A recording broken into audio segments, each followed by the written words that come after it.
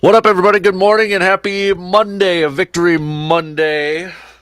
Dan Kasper Show is on the air. Good to be back. Appreciate you tuning in. However, and wherever you may be tuning in. Radio dials, you got a couple of those 105.1 FM, 790 AM, also online at sportstalk1051.com. You got the app, the Sports Talk app, your Google and Alexa home devices. The video stream up and at it. YouTube, Facebook, Twitter, all that good stuff.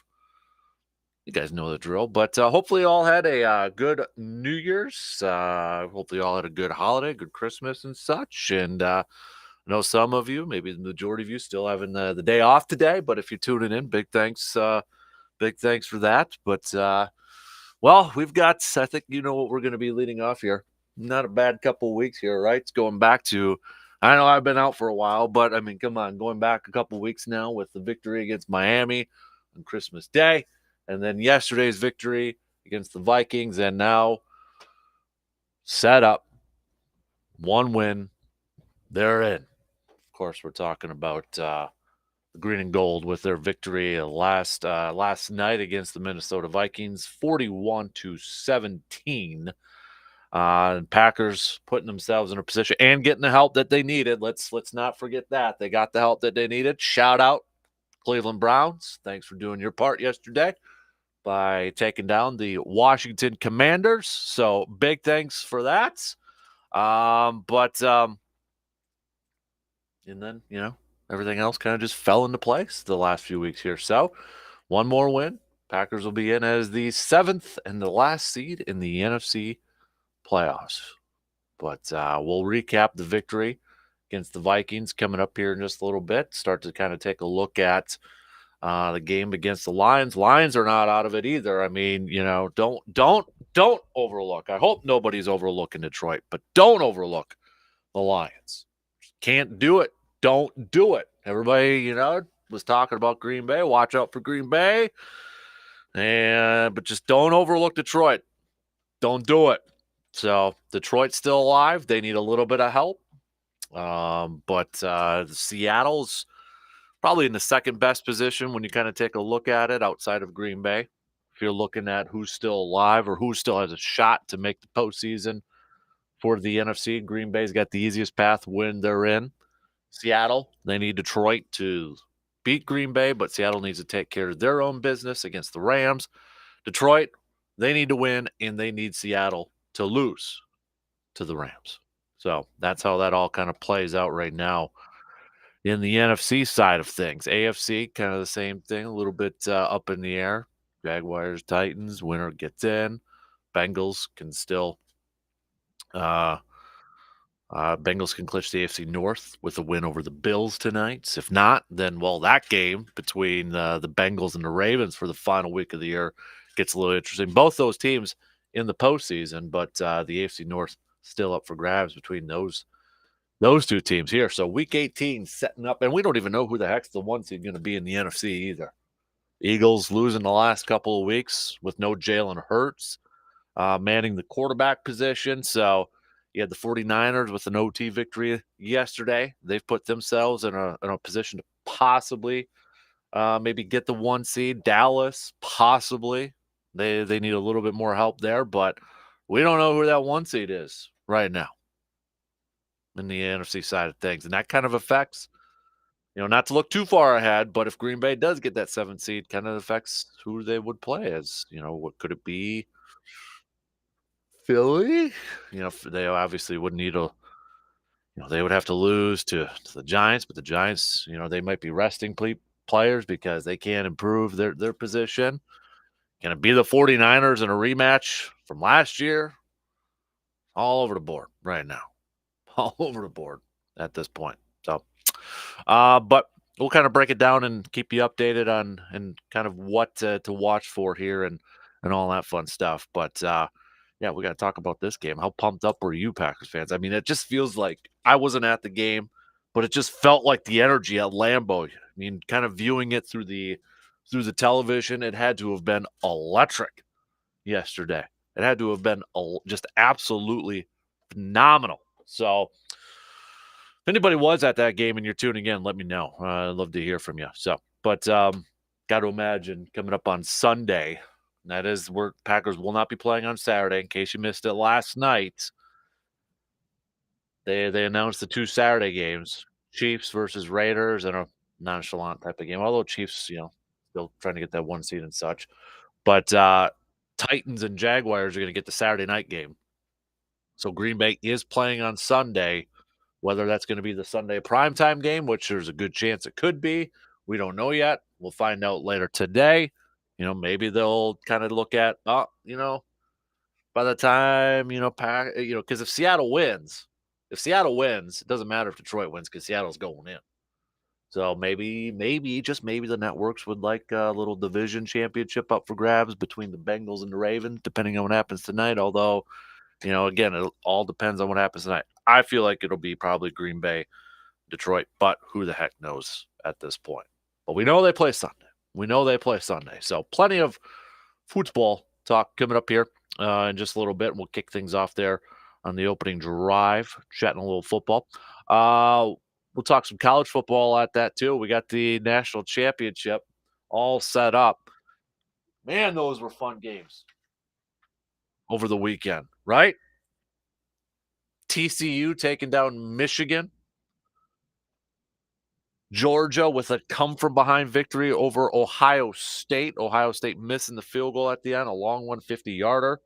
So setting up for a Georgia versus TCU national championship game, college national championship game next week, a week from today. But man, were those two games, the Fiesta Bowl and the Peach Bowl. Boy, those were two entertaining games. Just high-energy games there. So we'll kind of recap eventful. I know you guys probably talked a little bit about the Wisconsin victory late last week, but we got to talk Badgers here because in case you didn't hear days ago, Badgers got another quarterback through the transfer portal. I got another quarterback, so we'll hit that up in a little bit here too. So speaking of Badgers, we'll chat some hoops as they finally got back on the court just the other day there, picking up a victory against Western Michigan. Yeah, it was on Friday, 76-66. So now they get back to their Big Ten portion of their schedule, going up against Minnesota tomorrow, and then Saturday taking on Illinois. But the Badger hoops team currently right now ranked 15th in the country. Also on the docket, speaking of hoops, Bucks struggling right now. They're going through a little bit of a rough stretch here. Another loss last night for this Bucks team where they didn't really have anybody. And I don't want to diminish, Brooke Lopez, no Middleton, no Drew Holiday in the game. Bobby Portis led the Bucks with 19 points in the game last night in their loss to the Wizards. But Bucks right now 4-6 in their last 10 years. If we go back to against the Cavaliers, all the way back there, the Bucks have just won one. I mean, that was the first loss during this stretch, but gosh, when was that? December 21st? 21st? Yeah, 21st. They lost that game. They lost to Brooklyn. They lost to the Celtics. They lost to the Bulls. They got a victory against the Timberwolves. Lost to the Wizards last night. So a little bit of a rough stretch here for this Bucks team. And if you're kind of taking a look at the standings and such, they are the third seed in the Eastern Conference. Right now, Brooklyn is just on fire. I mean, they have won 11 games in a row right now. 11 in a row. They are on fire. Boston's still holding on to that one seed by 1.5 over Brooklyn. Milwaukee is 2.5 back from Boston for that one seed. Cleveland just behind the Bucks there too. But man, the Nets are hot right now. Bucks will be back in action going up against the Wizards tomorrow before they return home for a quick game against Toronto. Then they're back on the road Friday against Charlotte. Then they'll be at home for a while. 4 game stretch at home starting next Monday. Starting next Monday, where they take on the Knicks, Atlanta, Miami, and Miami. So back to Milwaukee there a little bit. Although they were in Milwaukee. Um, yeah. Or wait, no. See, no, they're not back at home. I'm getting the schedule mixed up. The color coding on the schedule in the studio is all wrong. They're on the road next week. They're on the road next week. They're at home. Yeah, yesterday and tomorrow. And they're on the road against or at home yesterday. God, whoever did this coloring is just no, it's wrong. Anyways, home tomorrow, road against Toronto, home against Charlotte. Then they're on the road again for 4 games next week. That's how it works out. My bad. All right. Been a while.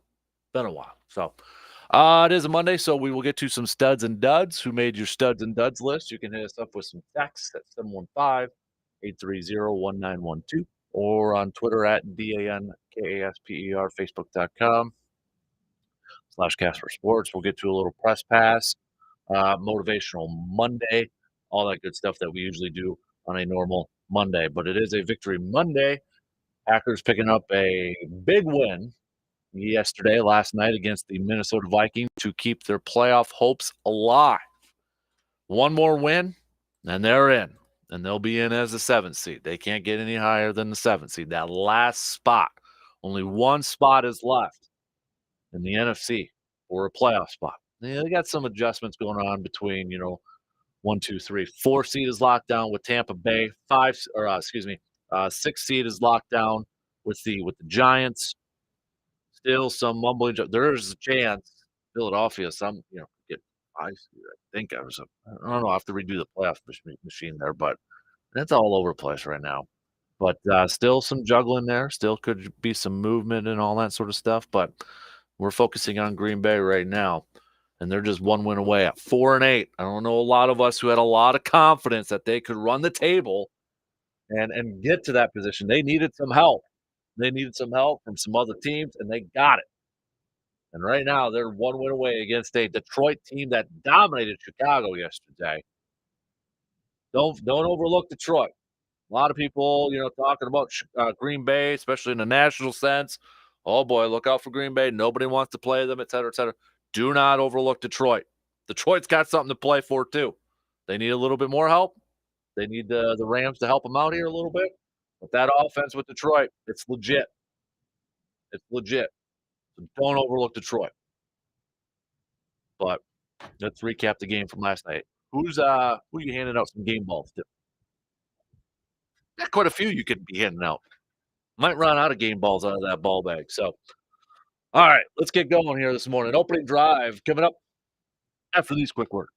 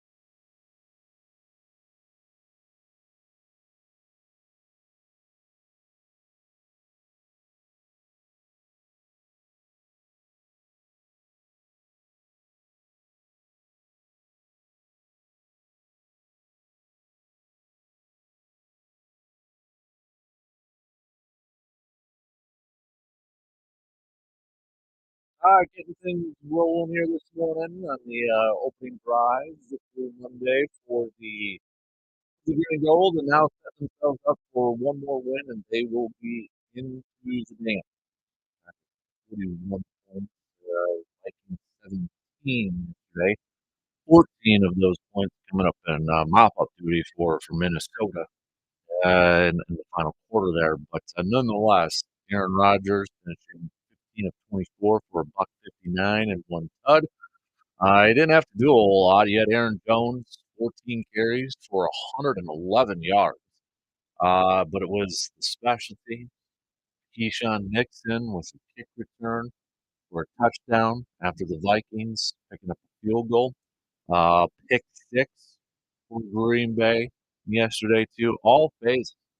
All phases. Was this probably the most complete game that we have seen in Green Bay this year?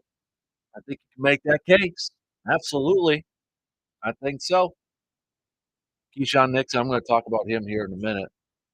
But he had a special teams perform play where, kick return after special teams gave up the block punt.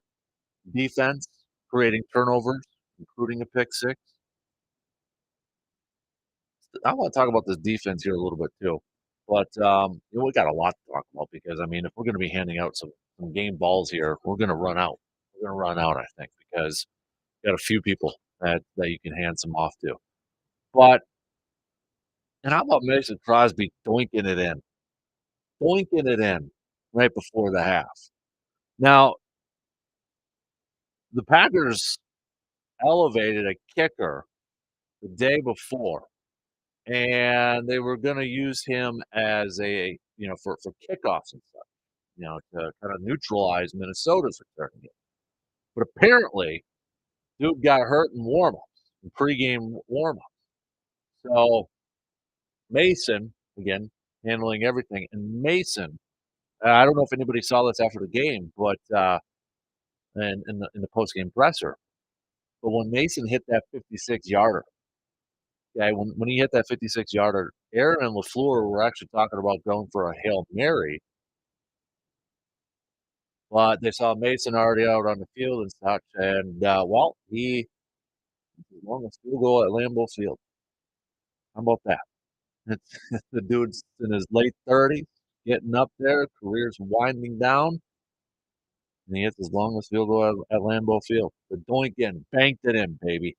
Not really banked it in, but it was perfect. Like, because, we're on TV, you could see it. It's like, okay, it's got the accuracy. Does it got the distance? Doink, and then you see the fans reacting afterwards, and you knew it was going in there. But that was pretty sweet. Not gonna lie, that was pretty sweet. But no, Keyshawn Nixon, Aaron Rodgers again and Aaron Rodgers has been talking about Nixon for the last few weeks here. But you want to talk about a player that maybe has sparked this team in the last few weeks. If Keyshawn Nixon isn't at the top of the list, he's got to be top three, top five, whatever. I mean, what this guy has provided for this special teams unit on kick returns, it's remarkable. I mean, there was one kickoff yesterday too where he didn't even return it, and you could hear the disappointment from Lambeau Field, from the fans at Lambeau Field. Like, no, why? Well, come on, what? But I mean, you talk about just the impact. I mean, he returns that kick, and you had like everybody running down to that end zone. Preston Smith, Jair, I saw dudes are running down there. They know what he provides, and just what he has been able to do has been remarkable. I mean, the other question now is like, what took so long? What took so long to give Nixon a shot for kick returns? I mean, he was a Raider with Rich Bisaccia last year, so you'd think Rich Bisaccia would have had a little bit of would have known a little bit about it. Maybe not. I don't know, but it sure seems like he would have had an idea about it. But you want to talk about a guy who has been, ever since, well, essentially he took over Amari Rodgers' job in that Dallas game when Amari had another fumble. So you want to go back to mid-November to where where we're at now, January 1st. Whew. You want to talk about a team MVP through those weeks? He's on that short list. The difference that he has provided for this ball club is outstanding. It really is. And I know Aaron's been kind of like his big PR guy, talking him up quite a bit and such, and rightfully so. It's a threat now. I mean, teams are going to, how many times have they already tried to kick it towards the back of the end zone, guys running it out? And it's Nixon, but it's also the blocking up front. I mean, his return, I don't know if anybody saw like some of the still photos. There was a good one on Twitter yesterday. Somebody who was at the game had posted it. They took a photo. It was a fan, but they took the photo, and you could just see the gap. It was like Moses, spreading or opening that the Red Sea, parting the Red Sea. That's what I was trying to get. Parting the Red Sea. The gap was huge. It was huge. So you got to give Nixon credit, but you got to give that special teams unit credit for the blocking on his returns. And we just kind of all felt like it felt like one was coming, right? We felt like he was going to get one for a tut. And it came yesterday at a big moment too, because, and I want to get to the defense here in a second, but, Minnesota, they get that blocked punt. You're thinking, oh boy, momentum turning, they get a field goal. But to come back from that and put up a touchdown right away on a kick return, whew, that set the tone, and Green Bay really never looked back after that. Defensively, so Keyshawn Nixon gets a game ball easily. I'm giving Mason Crosby one too. But defensively, when we look at this group and the type of performance that they had yesterday, and I look back, again, going back to what Minnesota had the ball at the 2-yard line after that blocked punt, and to hold them to a field goal. That was one of the most impressive drives I've seen from this team. Defense, offense, whatever. I don't know, you can't even call it a drive. You could call it a possession, 3 possessions. But that was one of the most impressive drives I've seen, possessions I've seen from this team all season long. You have an offense that features Dalvin Cook, Justin Jefferson, TJ Hawkinson, throwing Adam Thielen in there, and you hold them to just a field goal. And I get it, the offensive line, Minnesota got banged up in the offensive line, especially their center spot, and it affected them. There's no doubt about it. It affected them. But you get the ball there after a blocked punt, and you get it at the 1, and all you come away with is a field goal. That is a huge win for that defensive group. That is a huge win. And for them to be able to hold them out of there was pretty darn impressive. And I think a big reason, you can see the numbers. Everybody's gone. If you go on social media and Twitter or Facebook, you'll see some of the stats that the defense has done the last couple weeks or so. But you look at it all, and I think one of the reasons is the improved play up front, the defensive line. I think that has been a big part in this defense kind of flipping the switch here. They played yesterday, I think, what we thought that they were going to be heading into this season. That type of performance. I think that was the type of performance that we thought we were going to see throughout the entire season. And I think a lot of that improvement has come from up front. Guys stepping up. Reed, Kenny Clark. Those guys. And you look at the depth. Preston Smith has had a solid year, but you get guys like Hollins, who the Rams let go. Packers claimed him on waivers. He's gotten a couple sacks. Guys, Inagbare, the rookie edge rusher. Remember, Rashawn Gary's been out for a while. He's been out for a while. Guys have stepped up, though. And, of course, a lot of the talk when you talk about this Packers defense and you talk about the game yesterday, you look at a guy like Jair Alexander who, ever since he has been in the league, he has not been afraid to talk, to trash talk, to chirp. He hasn't shied away from that. That's part of his game. But the thing is, too, it's like, but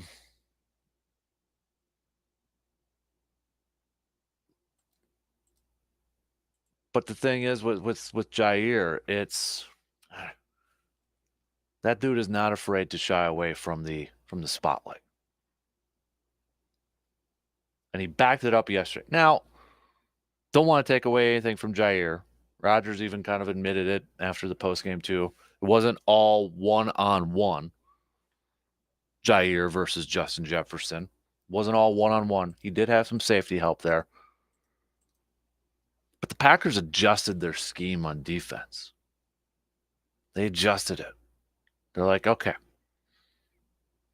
we got to obviously change some things up here. And you do got to give a little credit to Joe Barry for that. Some people might not want to still do it, but you do have to give a little bit of credit to Joe Barry. 100%.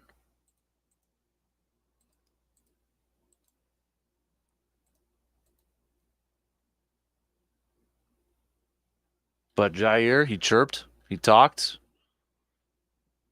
and he matched, and he got the job done. I thought Tony Romo made a great point yesterday during the telecast about, when you have going into a week and you have, the cornerbacks and the wide receivers kind of talking about each other, through the media, right? I mean, they're kind of, they're doing their headlines or they're saying their clips and that sort of thing.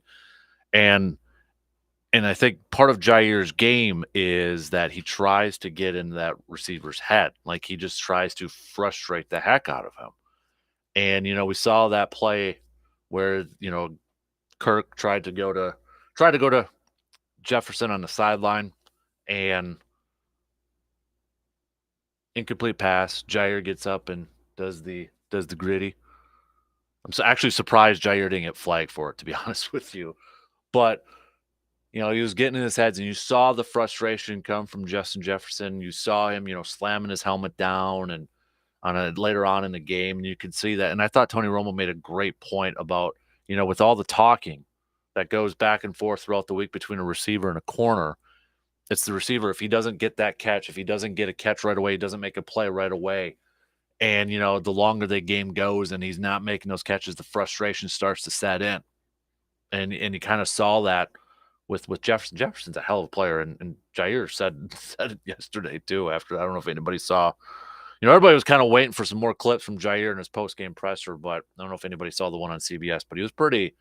Well, it wasn't anything like the Dolphins one. He said Jefferson's still in his top 3 as a wide receiver, but nonetheless, that's a big part of Jair Alexander's game. And it's a little bit maybe kind of like a Richard Sherman-esque, a little Dion back in the day. The trash talking, trying to get into a receiver's head, trying to get them to think too much and get frustrated and all that stuff. But he got the job done. Got it with some help. No doubt about it. But they got the job done. And they forced those turnovers. The turnovers were the biggest part of this. You look at some of the numbers, the turnovers that this Packers defense has forced in the last couple of weeks. And, you could say, too, it's like, well, look at the quarterbacks. Was it necessarily the defense or was it the quarterbacks and how they were playing? Yeah, maybe a little bit of both, somewhere in between. But they're taking advantage of it.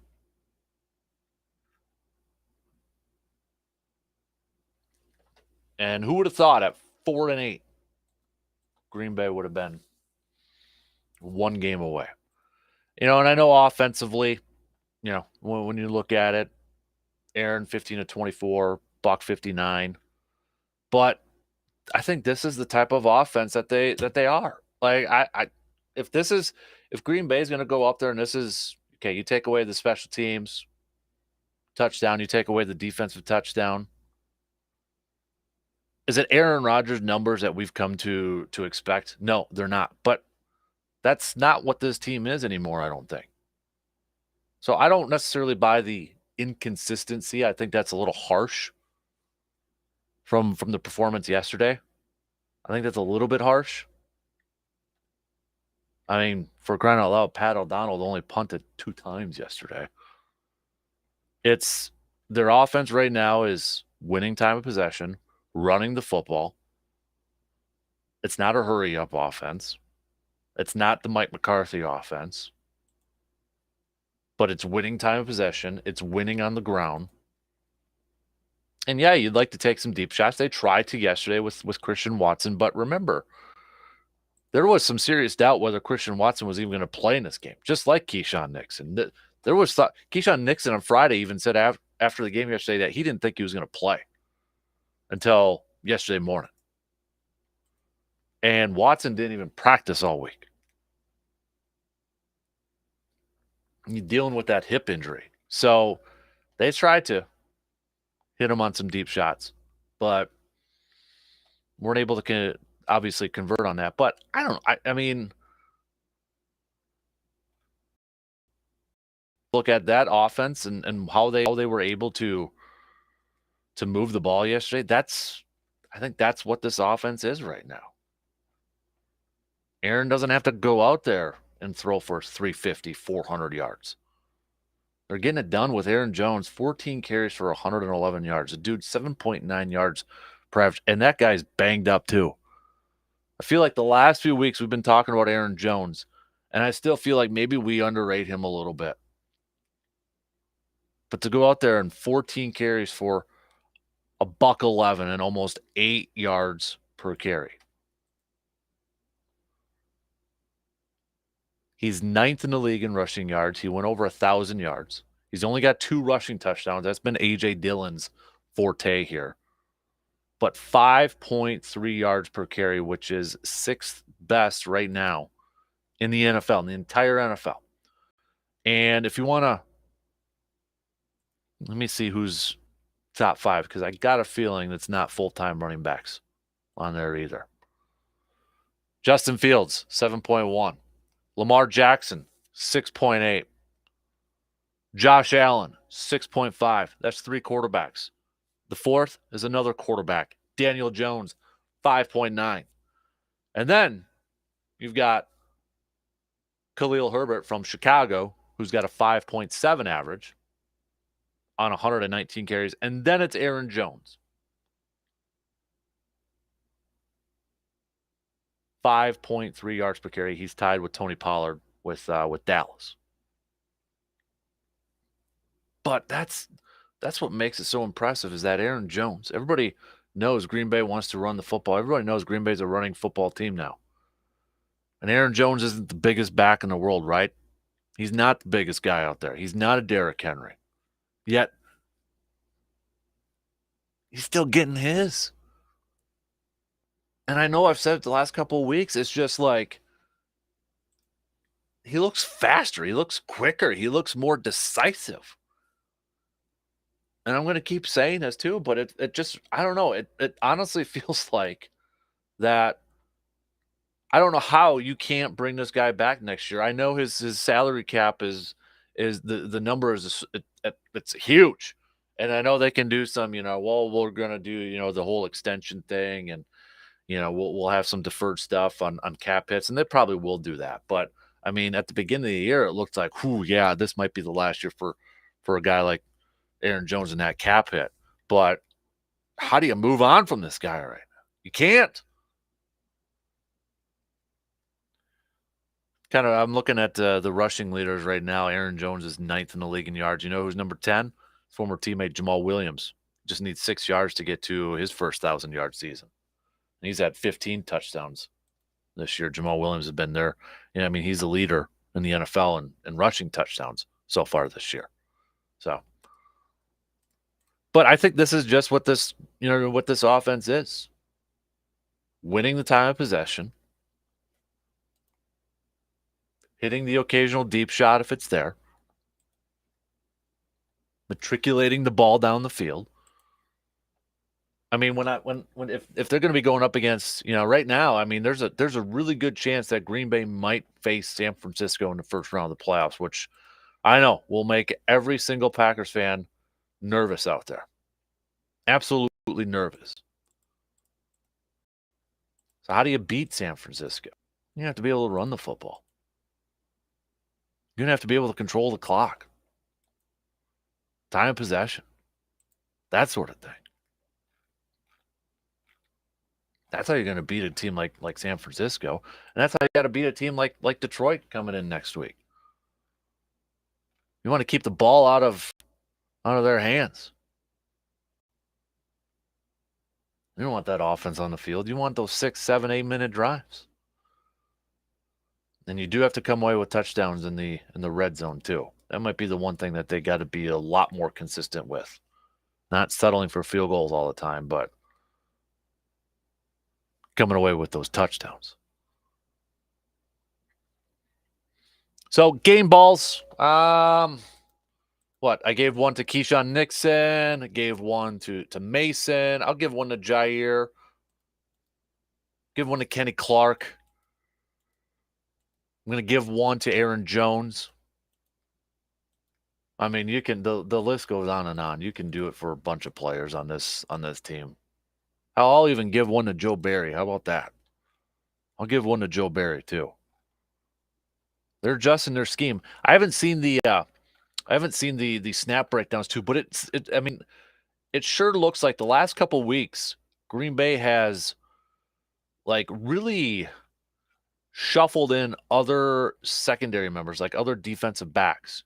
Darnell Savage kind of lost his starting spot. Ford's been getting more playing time, yet Savage is thrown in there. We're seeing Enos Gaines out there getting some playing time too. So, I mean, they've been shuffling in different guys in the back end of that defense. It's been more noticeable in the last couple of weeks. And whether that's been a part of, maybe that was part of their self-scouting after the bye week, keeping guys fresh, putting guys in a better position to where they could really affect games and play well. But that's something I've noticed the last couple of weeks here too, is a lot of shuffling with the back end of some of those players.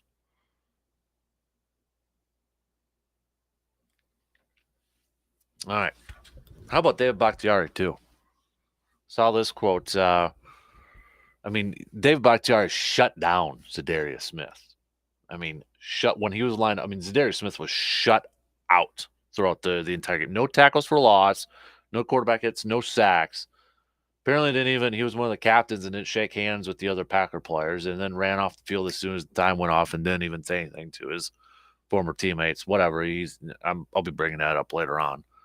But you talk about a guy like Dave Bakhtiari. Whenever he's been out there this year, he looks like Dave Bakhtiari. And I don't know if anybody saw this quote, but it makes you kind of like, ooh.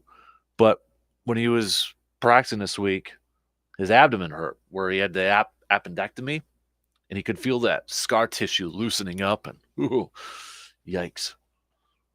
That's just, yeah, I've never had it, never experienced it, so I don't know what it's like, but yuck. All right.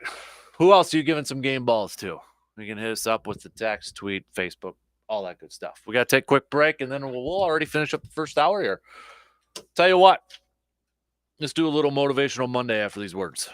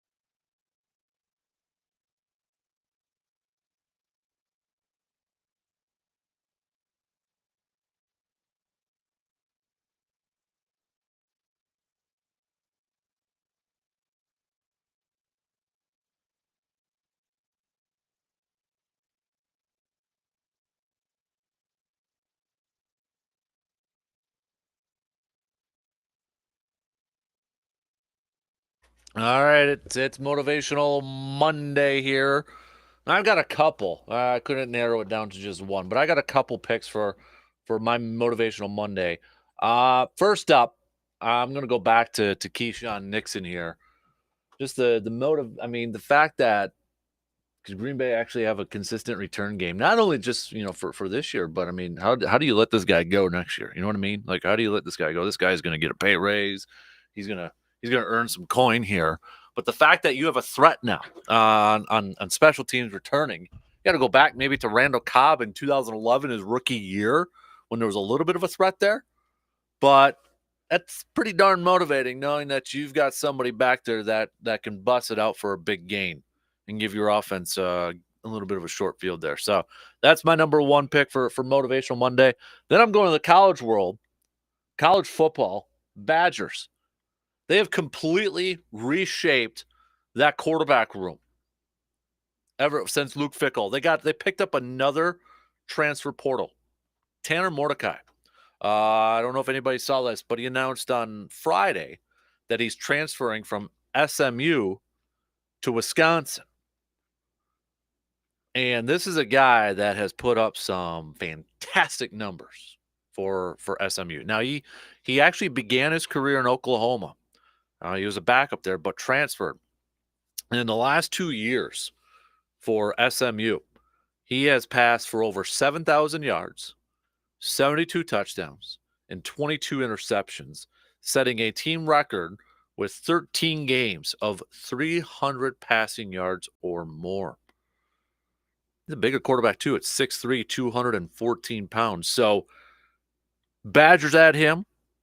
They added Nick Evers from Oklahoma in a transfer portal.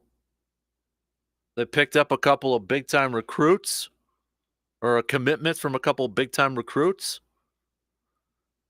The Badgers and Luke Fickell and Phil Longo, their offensive coordinator, have already completely changed this quarterback room for Wisconsin.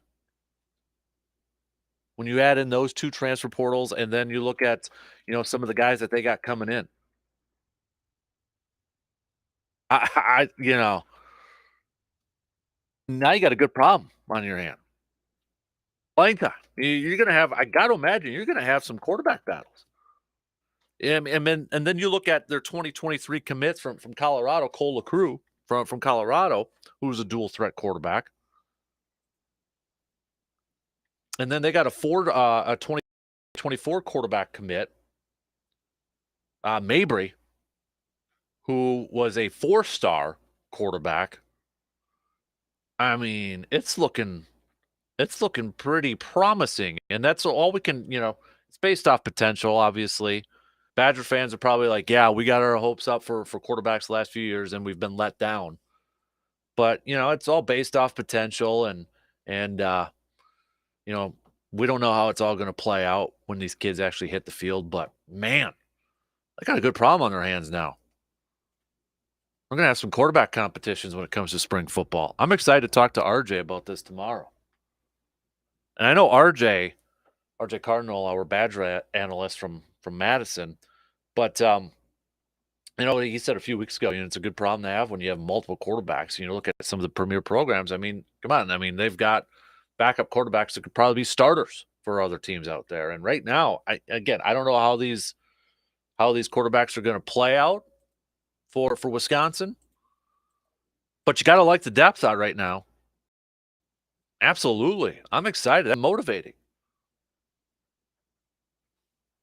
Absolutely motivating. You got a guy that's coming over that threw for over 7,000 yards in 2 years and 72 touchdowns and 13 games of 300 yards passing.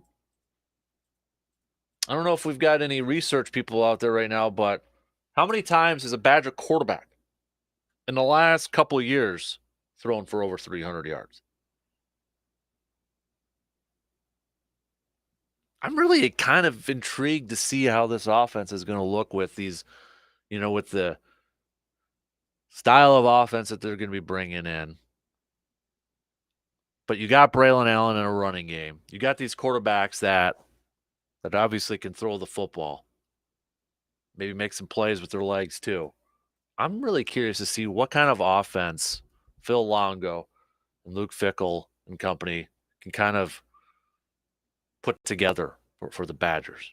Next year and the next couple of years here. I'm intrigued. I'm motivated about that. But man, just a few weeks ago, we had a lot of fans kind of worried. Oh man, everybody's leaving Wisconsin. Everybody's leaving town. Are they going to have enough players? And you look at what Luke Fickell and his staff have done the last couple of weeks, and I think they're doing a pretty darn good job right now. Pretty darn good job. So those are my motivational Monday picks. If you want to pick anything that's got you motivated for this week, hit us up with a quick text on that Shoe Doctors bullpen line. 715-830-1912. I'm sure few of you will probably be picking Green Bay as a whole, motivated, all that fun stuff. But we'll get back some more Packers talk coming up in the next hour. Maybe kind of start to take a little bit of a look at their matchup, their rematch against the Lions. The Lions turned their season around and they beat the Packers in early November. It's kind of when the Lions went on their run there. And now can the Packers return the favor and end the Lions' season at Lambeau Field on Sunday? You look at it, Lions dominating win against the Bears yesterday, 41-10, coming off their loss against the Panthers the week prior. Before that, they had wins against the Jets, the Vikings, the Jaguars. I mean, they put up 40 points against the Jaguars too. Jaguars are one win away from winning the division. Lost by 3 to Buffalo before that. Beat the Giants 31-18. This offense is legit for the Lions. Can the Packers defense, with the way they've been playing the last couple of weeks, going up against the likes of a Tyreek Hill and Jalen Waddle, who put up some numbers. Don't forget, on Christmas Day, they still put up some numbers. Then you look at yesterday, how they handled Justin Jefferson, Dalvin Cook. Do you have the confidence in this Packers D now that they can slow down this Detroit Lions offense? Do you have the confidence that they can slow down St. Brown on the perimeter, Jair Alexander? Their former running mate, Jamal Williams, has got 15 rushing touchdowns this year, 4 yards away from his first 1,000-yard season. Do you have that confidence now from what you've seen from this Packers defense in the last couple of weeks here that they can slow down the Lions at Lambeau Field?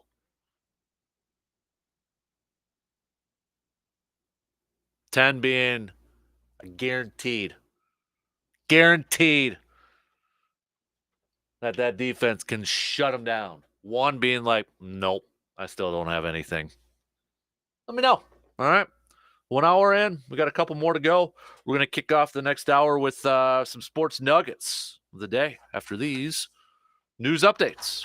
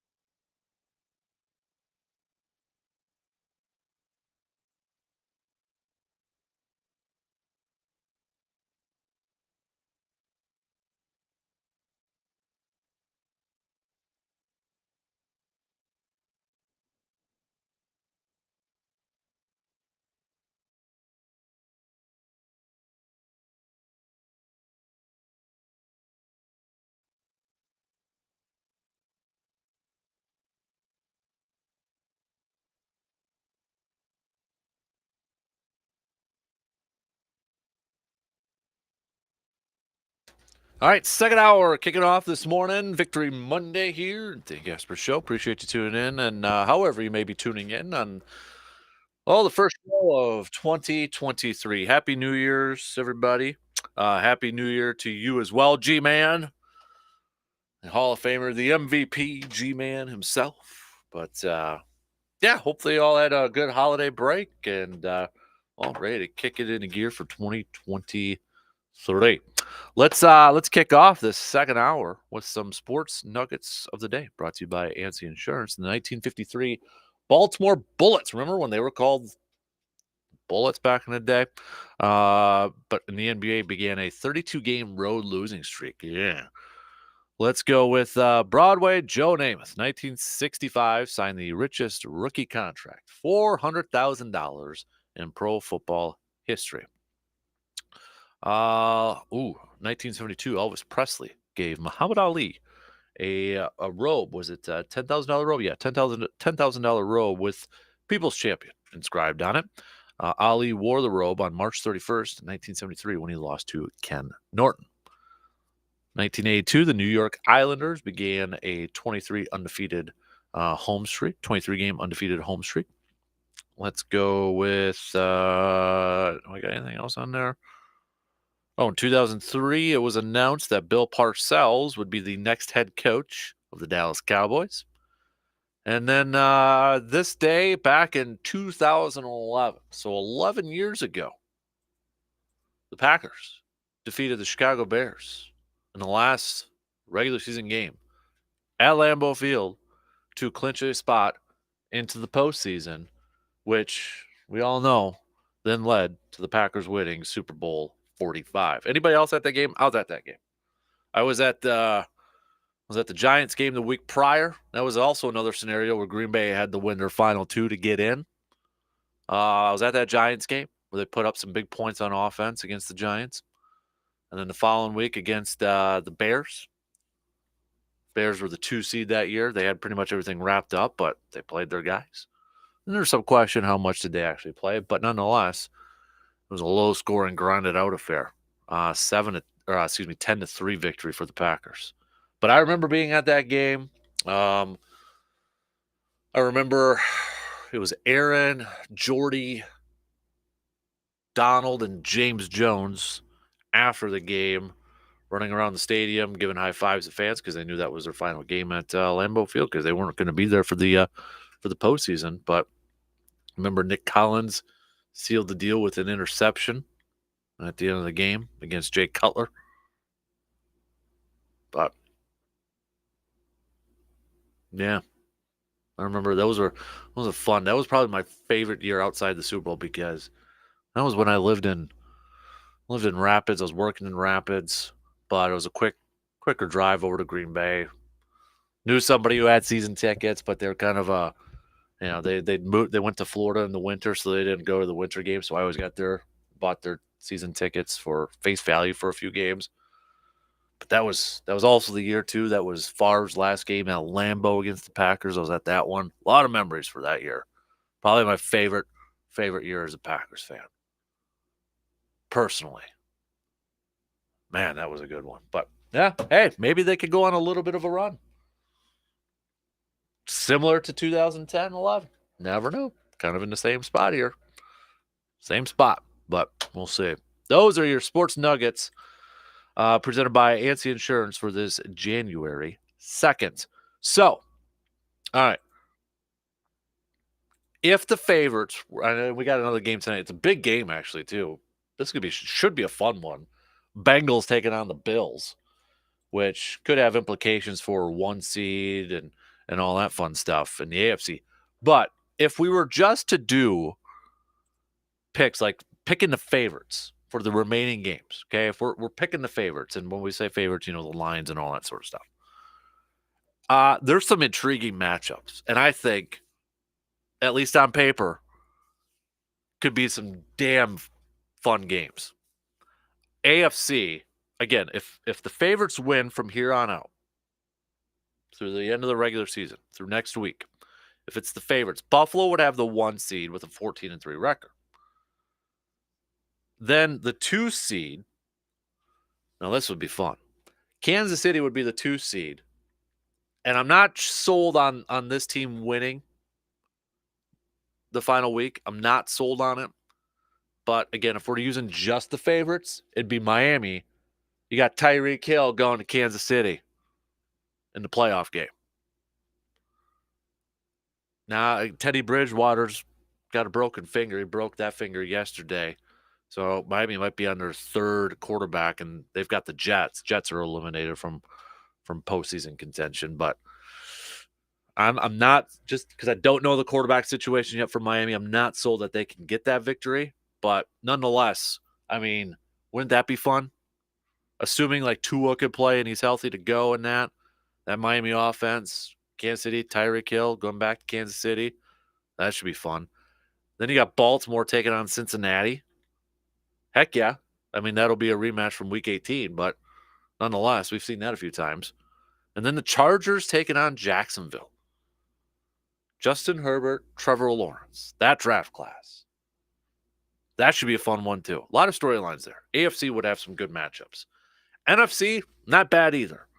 Not as good as the AFC, in my opinion, but not bad. Philly would be one. Then you're going to get Green Bay versus San Francisco. Again, we're doing this if it's all the favorites win out from here on out. But Green Bay versus San Francisco, which at that point would be, maybe two of the hottest teams right now in the NFC? If you kind of think about it. Two of, not saying the two, but two of, because, San Francisco, I think, would win 10 in a row if they get a victory this weekend. I think they've got 9 wins in a row right now. Brock Purdy going up against Aaron Rodgers. Packers would have to win 5 in a row to get in.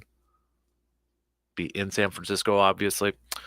Giants going up against Minnesota. And then you got Dallas taking on Tampa Bay. Cowboys and Tom Brady. Weird. Wonder which one will get a lot of love and a lot of attention. I got a feeling like that. If this were to play out, I know Brandon and myself were kind of having some fun with this last time we were on a couple weeks ago. It might have been Festivus. But you know how, like, in the playoffs, when it comes to the NFL playoffs, it's in the past, it was always like, that first Saturday playoff game was kind of like the one they always thought was, we always thought was like the weakest, or one that didn't have the most, love or attention to it. Now maybe it's that Monday night one, kind of a little bit. I feel like the Giants in Minnesota would be that Monday one. And I'm not dissing Minnesota by any means or anything like that. But I'm saying, like, these AFC ones, you've got storylines there all across the board. NFC, I mean, Cowboys and Tom Brady, they're going to pipe that stuff up. They're going to pipe up Green Bay and San Francisco. Giants in Minnesota would be just like, oh, yeah, then you got that one. So I'd pick Minnesota to win that game. I would. So that's where it's at. So that's if the favorites win. That's if the favorites win. How is it possible that – how does Detroit get it? Well, Detroit needs a little bit more help. They need the Rams. The Rams, who lost yesterday in the Battle of L.A. with the Chargers. Rams actually now the one team after, because they're the reigning Super Bowl champions. They have the worst record from a reigning Super Bowl champion in the year prior, or a year after they won a Super Bowl. Most losses by a reigning Super Bowl champion. But for the way the Lions to get in, they got to beat the Packers, but they need those Rams to go into Seattle and beat the Seahawks. That's how Detroit gets in. How does Seattle get in? Win and hope Detroit wins. Green Bay's, because if you look at it right now, Seattle is the 7th seed. Seattle's the 7th seed.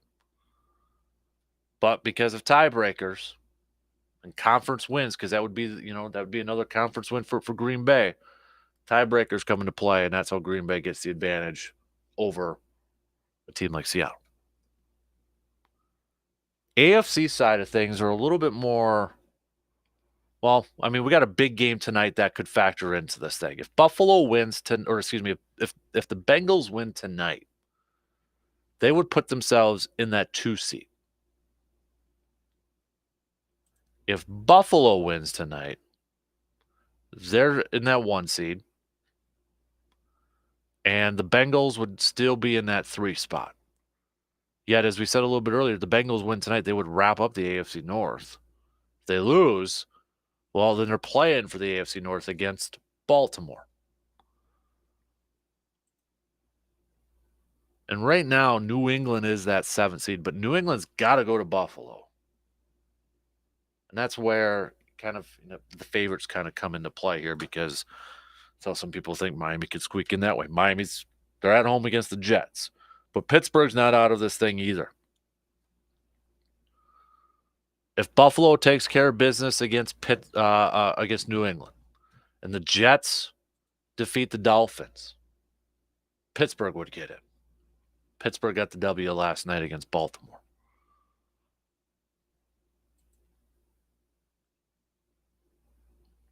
Otherwise, and then we got Jacksonville taking on the Titans for the AFC South championship there.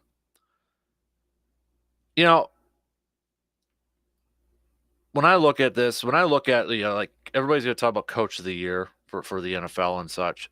To me, there's like 3. There should be only like 3 candidates in this thing. 3 candidates for coach of the year. I don't know if either one, well, maybe one of these guys would win it. But for me, it's Kyle Shanahan and the quarterback. They're on their 3rd quarterback, and the quarterback right now, Mr. Irrelevant, the last pick in the draft. Yet, they're still putting up points and such, and they're gonna, be the team that nobody really wants to face in the postseason. Their defense has been lights out. Kyle Shanahan should be in that conversation. Brian Dabble from the Giants should be in that conversation for coach of the year. But I also think Doug Peterson should be in that conversation for coach of the year. I think Jacksonville's going to get the win, and I think they're going to get in the postseason because they're going to win their division. Yet you're not hearing a whole lot about Doug Peterson and the job that he has done with Jacksonville after that garbage of a year last year with Urban Meyer. And I know the naysayers are like, well, it couldn't get much worse. No, you're right. It probably couldn't. But the fact that they're able to turn around that quick and get into the postseason, that's a credit to Doug Peterson. Those are my top 3. Kevin O'Connell, Minnesota, absolutely deserves the credit, deserves the love. Got that team to a division championship. No doubt about it. Mike Tomlin, again, Pittsburgh, sitting there. Just always consistent. But those are my 3. Those would be my 3. But just had to get off of my chest. All right, let's switch gears here a little bit before we get back to some more football talk here. We're going to talk a little Bucks. Bucks fans, should you be concerned about your team right now with this rough stretch that they got going on here? They got a win against the Timberwolves the other night, but lost to the Wizards last night, and then lost to Cleveland, Brooklyn, Boston, Chicago during that holiday week. Are you concerned about your team right now? Trade deadline's coming up in about a month, under a month. So what kind of moves should the Bucks make, if any, in your opinion? What do you got? I know we got a lot of talk about football, but we got to sprinkle in a little hoops talk here with this Bucks team too. So we'll do that coming up after these quick words.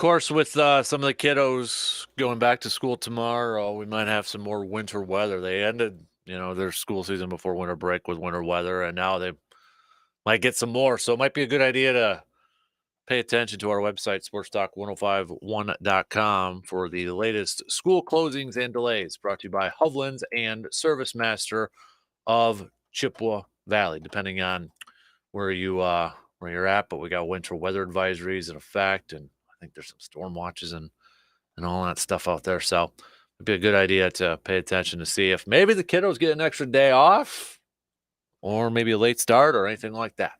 So again, Sports Talk 1051.com. Check out the latest school closings and delays, brought to you by Hovland's and Service Master of Chippewa Valley. Switching gears just for a little bit, we will get back to some more football talk here because there's a lot to digest, and we got the final game of the regular season coming up with a lot at stake here, no doubt about it. But Bucks right now going through a little bit of a rough stretch. You go back to their game against Cleveland. Actually, no, let's better to phrase it this way. New Orleans back on the 19th. They got that win, but then they lost to Cleveland, lost to Brooklyn, lost to Boston, lost to Chicago. Got a win against the Timberwolves last Friday, but then lost to the Wizards last night, and the Bucks playing pretty shorthanded. No Giannis, no Holiday, no Middleton and such. Bucks now 4-6 in their last 10 games. They've dropped down to the 3 seed, if you're kind of paying attention to that. Brooklyn is just playing lights out. They've won 11 games in a row. They're on fire. They're the 2 seed right now, and Boston holding on to that 1 seed. Cleveland's a half game back from the Bucks for that 3rd seed out there. But are you concerned with the Bucks right now? Are you like, you know what? We flipped the calendar to January. We're in 2023 now. We flip that calendar. Teams go through these stretches. Not overall concerned. Not too overly concerned. Or do you have a little bit of concern with your Bucks team? 23-13 overall so far on the season. You got the trade deadline that's coming up in a little over a month right now. February 9th is when the trade deadline is. So do you think the Bucks need to maybe start to look at acquiring some talents? Adding a little bit more to their roster? I'll tell you, the thing that maybe gives me a little bit of concern right now is Chris Middleton's health. His last game was on the 15th. Was December 15th. And so far this season, in his limited amount of action, he's averaged 11.1 points per game, 4.4 assists per game. But his health has me a little bit concerned. Because he made his season debut on December 2nd. And the last time we saw him play was December 15th. 2, 4, 6. He's played 7 games. So I'm a little concerned with the Middleton health situation. Now, maybe they're just being extra cautious with him. Make sure he's ready to go when it comes to the postseason and such. Okay, understand that. Get it. But at this point right now, I am a little concerned. So maybe heading into the trade deadline, should they look for maybe another wing player, a number 3? And if so, who are some options out there? Who are? I mean, you can go through the blogs.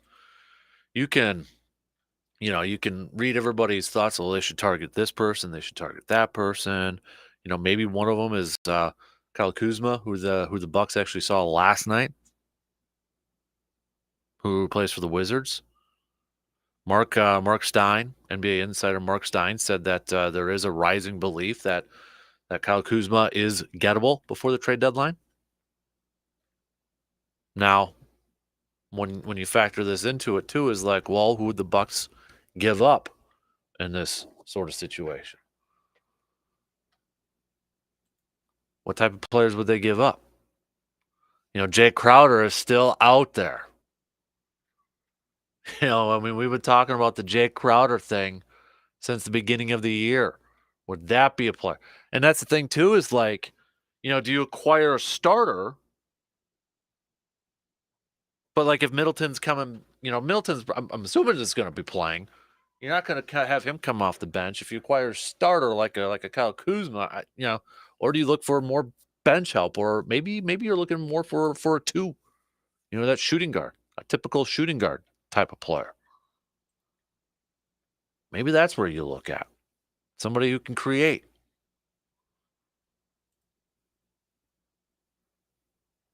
But that to me is if I had to worry about this Bucks team right now would be the Chris Middleton injury, injury situation. Is this knee something that's going to be lingering throughout the entire season? He missed time because of getting that wrist surgery, but he also had a knee injury last year too. But is this going to be something that's going to linger and really affect him throughout the whole season? I don't know. I'm looking at some of I've got so it's like Pro Football Talk, but it's the NBA version on NBC Sports. They've got 10 names to watch, and this is a little bit older here, but maybe kind of gives an idea, maybe some options here for the Bucks. Number one, they've got Eric Gordon. Now, Eric Gordon, I feel like he's been around for like 20 years already. He's always been brought up in like trade proposals or trade rumors or that sort of thing. But Eric Gordon, maybe a guy that can help out and, backcourt help, gives you a two.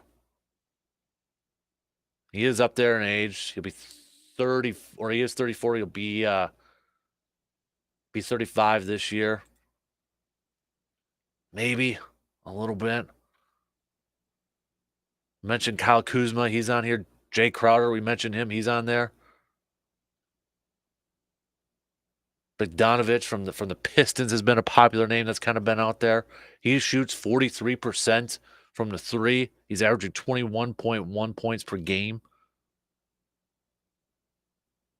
I mean, the Pistons just extended him, though, too. But as we've seen in the NBA, that doesn't really necessarily matter all the time. But we'll see. But you got to imagine that the trade rumors and the reports and maybe some of the wish lists and some of the rumblings and all that's going to be, they'll start to pick up here as we approach, the trade deadline in a little over a month from now. I just want to see this Bucks team get healthy. I mean, last night, Giannis, day-to-day. George Hill, day-to-day. Drew Holiday also missed the game last night. I want this team just to get healthy. You look at the game last night when they lost to the Wizards. I mean, the Wizards put up 34 points in the first, and the Bucks only put up 17. They dug themselves in that hole right away. They couldn't climb out of it. And no offense, but I mean, this was your Bucks starting lineup last night. Bobby Portis, who had 19. Brook Lopez played 24 minutes, had 8. Carter, 14. Pat Connaughton, 10. Grayson Allen, 13. That was your starting lineup. And again, it's not like I don't like any of these guys, but that shouldn't be your starting. You don't want that as your starting lineup. I mean, they were playing shorthanded. Wesley Matthews, DNP as well. Bucks shot just 26.5% from three, 35.4% from the field. I mean, Wizards then actually shot worse from three than the Bucks, 25.9%. But this should tell you something. So the Wizards shot 25.9% from three, yet overall from the field, 53.2. So even though that they shot 25% from three, they still finished 53% from the field. Yeah.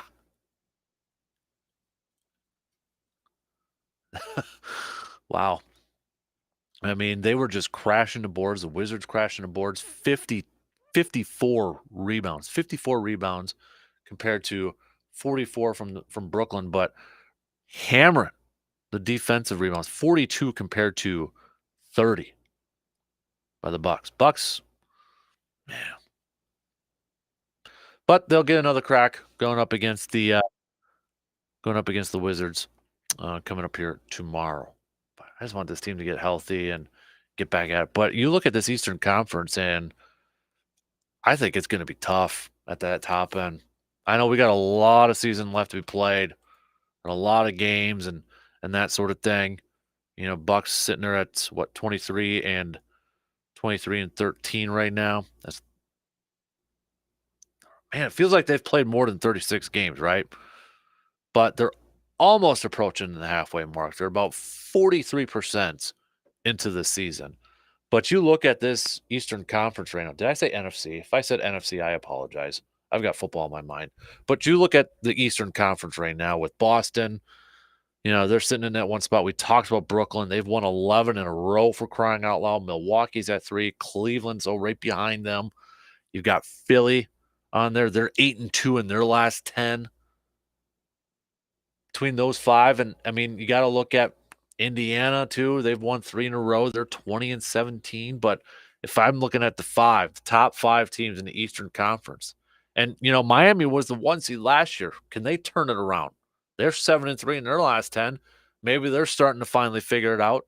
So maybe don't necessarily, you know, look past Miami either. But I look at this top heavy Eastern Conference, and it's going to be tough to come out of this thing. It's going to be really tough to come out of this.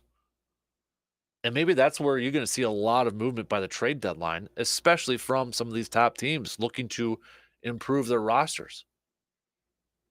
Because I think right now you can make the case Boston getting through the Eastern, yes. Assuming everybody's healthy. Boston getting through the Eastern Conference, yes. Brooklyn, yes. Milwaukee, yes. Philly, yes. Cleveland, can't deny them. You know, the West has kind of gone up and down here a little bit. Denver, Memphis, New Orleans. Dallas has won 6 in a row to put themselves in that 4 spot. But because this Eastern Conference, it's so top heavy right now, you could see quite a bit of movement. Maybe that's where the supply and demand comes with the trade deadline. Going to cost a little bit more to get some of those players.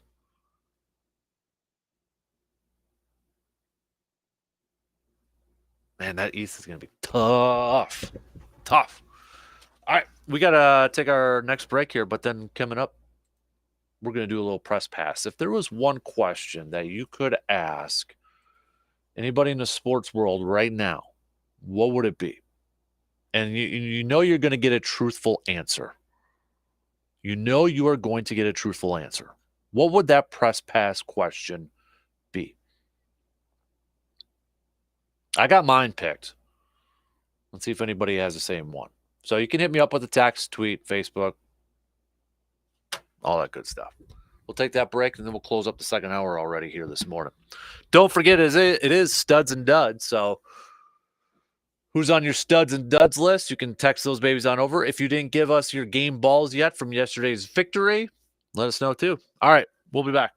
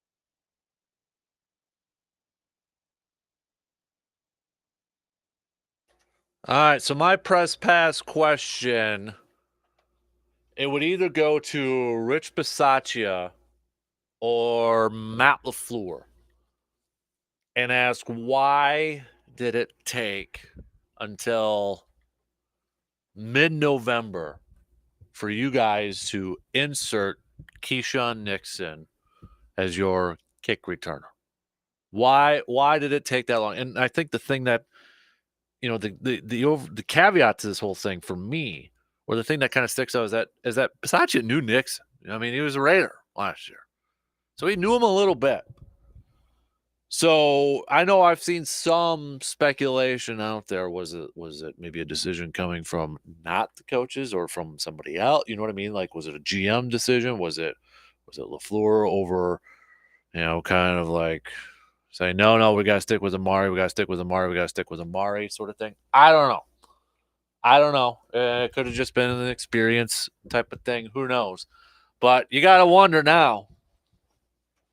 Kind of have to wonder a little bit, don't you? A little what if? Like, what if he would have been in there a couple times? Never know. Maybe he would have a return at the beginning of the season. But man, oh man, has he been such a spark for this team overall, not just special teams. Keyshawn Nixon has sparked this entire team and has been a big reason why this ball club is in the position that they are in now. That if they win, they're in. Win, they're in. Surveyor was at the game. Surveyor Sam was at the game yesterday. Morning, DK. What a game for the Pack. And as for someone who was at the game, I got to say that the energy of the stadium was insane. I've never heard Lambeau that loud ever. Way to go, fans. And how about them Packers finally putting a full 4 quarters together on all 3 stages? Let's go. Win and you're in. Win and you're in. Count me as one of those dudes who didn't think that they were going to be in this position. I mean, there was a big part of me that was still hopeful. Not going to lie. I mean, it wasn't that long ago. We were at 4-8, and the discussion was, do you put Jordan Love in there to get reps? That was the discussion. Everybody was having it. At the bar, on Facebook, on the radio, on TV, everybody was having it. And, and I know there's still going to be some people out there saying, yeah, they'll get in, but then they'll lose in the first round. Was it worth it? Yeah. Me, it's like you get in the dance, anything can happen. Anything can happen in the dance. If they play San Francisco, they play San Francisco. If they play, I don't care who they play in the first round. Get in the dance and anything can happen. How many times have we seen that? Not just football, but all over the board. How many times have we seen that? More than we could probably count. Will it be tough if they get in? Absolutely. But the fact that they got a shot, I'm game for that. Absolutely. What are you going to do? Not cheer for them if they get in there? I feel like there's still going to be some fans kind of like that dude from what's it's Cousin Eddie, but in Major League 2. The naysayer, he's a fan right away of Cleveland, but then they start sucking, and then he, turns his hat inside out. It's got the T-shirt with the black electrical tape with the big X over Cleveland and that sort of thing. And then when they get to the postseason, he's like, "Oh, they'll blow it into postseason. They'll blow it into playoffs." I feel like there is a group. I'm not saying you are our listeners out there, but there is a group out there that are like, "Yeah, but they're going to blow it into postseason. They'll lose in the first game and that sort of thing." You never know what's going to get in the dance and see what happens, man. That's why you're fans. Cheer for it. Get it going. Get pumped. Get jacked. Get excited for this. If you've not been entertained, good old gladiator quote there. And really, and I think Aaron hit on it yesterday in his post-game interview. It was kind of that Chicago game. Late in the fourth quarter, second half there, driving Chicago, that really maybe turned it around. And you could say, well, Chicago and the Rams. I mean, come on now. But hey, got that W, went into the bye week, feeling good. Came out, got a win against the Rams. All right, feeling good. Come from behind victory against Miami, which I didn't think they were going to be able to handle Miami. I didn't think they were going to beat Miami. They got the win. I think that was a big jolt for this team, getting that Christmas Day win. I think that was a big jolt that's like, okay, now it gets real. We got by Miami. We got that win on the road. And I think that's maybe when more belief started to settle in. Not just fans, but like the team himself. Like, okay, now we go. Because that energy yesterday, I mean, Surveyor mentioned it. And then you could just feel it. Maybe I was the only one out there, but you could just feel it through the TV. Like, man, that energy is it's different. And you could feel the tense, especially at the beginning of the game. It was almost like you could feel that tension coming through. You stop, quick 3-and-out against Minnesota. All right, pumped up, ready to go. Green Bay, 3-and-out. They couldn't get it done. And then it's the block punt. It's like, oh, crap. But then the defense stands, holds them. And I said it in the first hour. That is one of the most impressive, big-time drives this entire team has had this season. The fact that Minnesota got the ball at what, the 1 or the 2 on a blocked punt, and they hold them to a field goal, that's stud performance there. That was huge. And then the ensuing kickoff is the return, 105 yards from Nixon. And then you add in the picks, pick 6 for Savage and such. I mean, that environment had to have been fantastic. And I know I've been critical of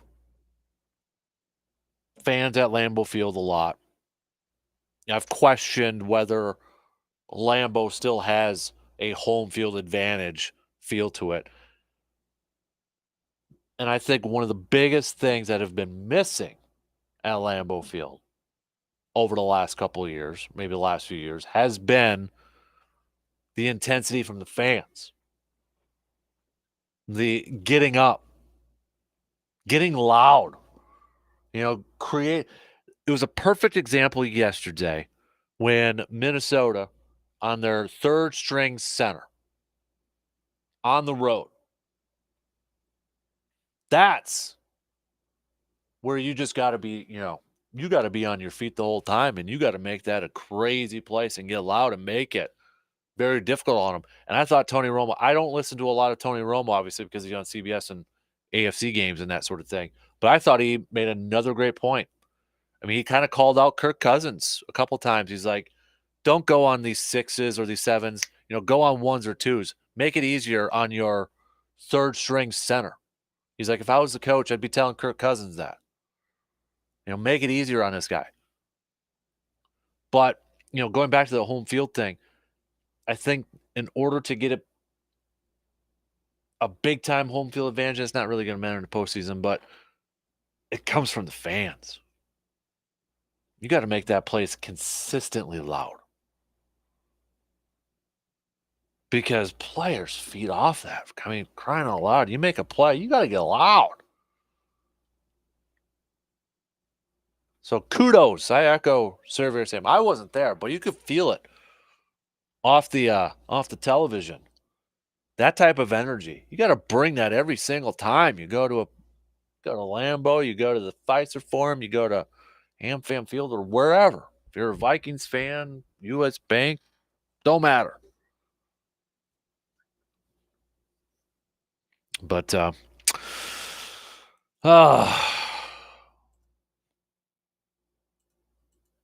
who are your other studs and duds? We'll get to that coming up just past 8 o'clock here. How confident are you that this defense, from what you've seen last couple of weeks, how confident are you can slow down this Detroit Lions team?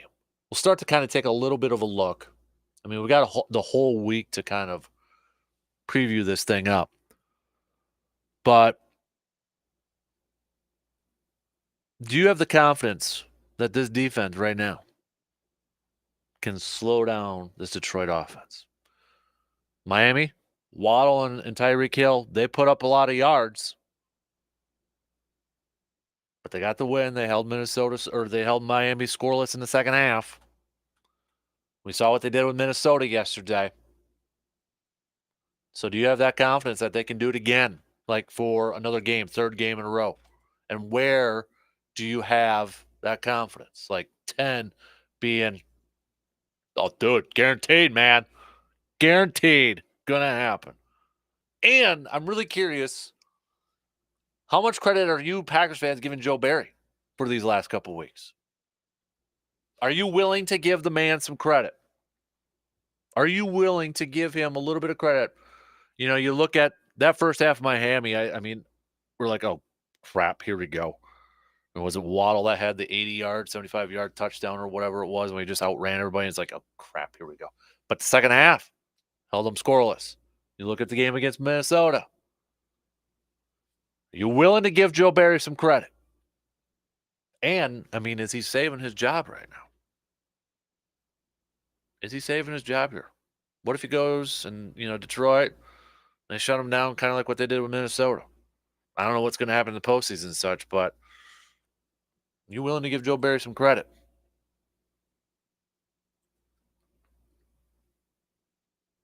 What do you got? Hit me up with some texts, all right? Or some tweets at DANKASPER, Facebook.com/Kasper Sports. All that good stuff out there. So, okay. We'll get to some more text coming up here. We're going to hit up some studs and duds after the 8 o'clock hour. So studs and duds, who's on your studs and duds list, you can let us know. Also, if you haven't handed out any game balls from the win yesterday, do so. All right? Do so. I handed mine out. We can hand out a lot of them. I went with Nixon. I went with Mason. I just still think that field goal was pretty cool, especially knowing the story beforehand, too, in case anybody missed it. Because they did elevate another kicker for kickoffs. Mason didn't even attempt a kick that long in pregame. I can't remember if it was LaFleur or Roger said after the game. They thought about they were talking about going for a Hail Mary. Then they looked and saw Mason was on the field. Like, all right, yeah, let's just go for it. Dude doinks it in. Makes his longest field goal at Lambeau, for crying out loud. The old guy still has it. That was pretty sweet. And talk about, going into the locker room with feeling pretty darn good there. So I gave one to Mason for that too. Aaron Jones just continues to be electric. Another 1,000-yard season in the books for him. He got a game ball. Nixon. I mean, I mentioned Nixon already. Defensively, Jair, you could pick a few other players out there too. Kenny Clark, I gave one too. I think a lot of this defense improvement has been coming from up front. I think a lot of it has been coming from this defensive line. I mean, yesterday, and I know Minnesota was banged up on the offensive line. That's not going to make things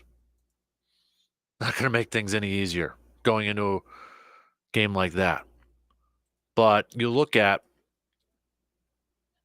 even with Mattinson was their leading rusher with 38 yards. Kirk Cousins, what do you have, 37? What was it, to a 19-yard run and an 18-yard run? Even in the Dolphins game, Raheem Mostert, 8 carries for 45 yards.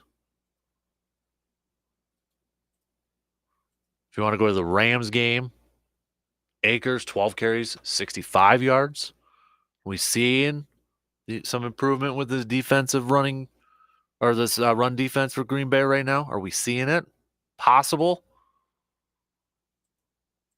You're buying into it? What do you think? How much credit are you willing? Come on, be honest with me. How much credit are you willing to give Joe Barry on this thing? Are you willing? And what do you think has been the biggest improvement from this defense so far?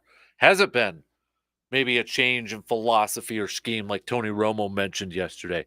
Has it been the defensive line play? I mentioned looks like the last few weeks they've been really rotating in a lot of different guys in the back end. Not just, Ford getting playing time. It looked like Gaines is getting some more playing time. They're incorporating Darnell Savage here and there. What do you think has been the biggest improvement? Aaron Rodgers mentioned Devondre Campbell in his postgame presser ever since getting him back. when he was injured? What has been the biggest improvement? So we'll hit that up. We'll hit that up too.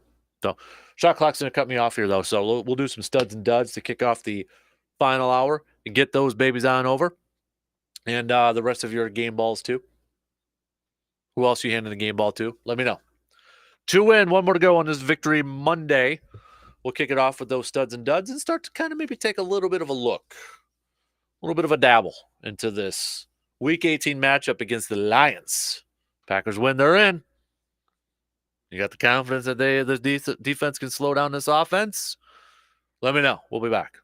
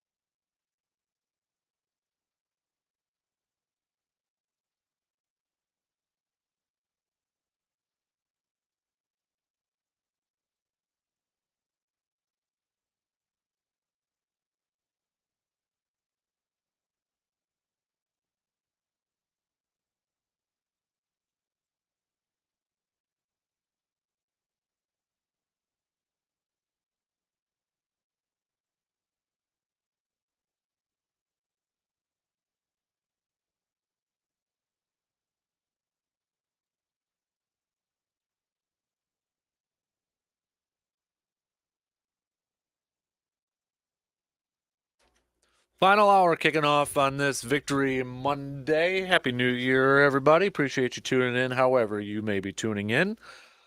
Radio dials, there's a couple of those 105.1 FM, 790 AM. Also, you can stream it at sportstalk1051.com.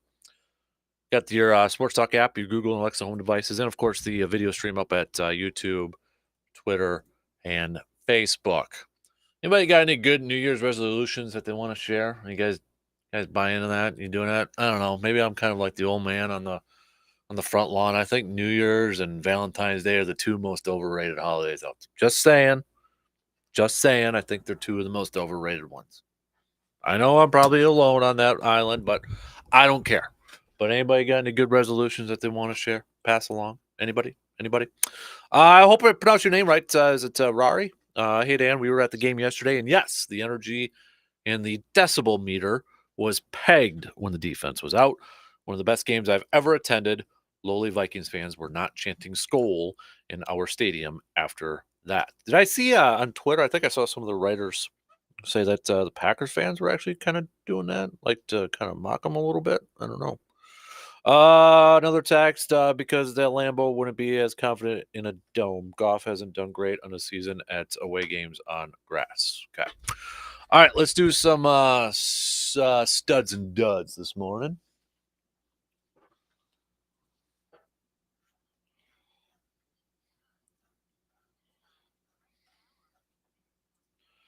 All right, so my studs, I'm gonna. We can do the Packers thing all day if we want, but I'm gonna switch it up here a little bit.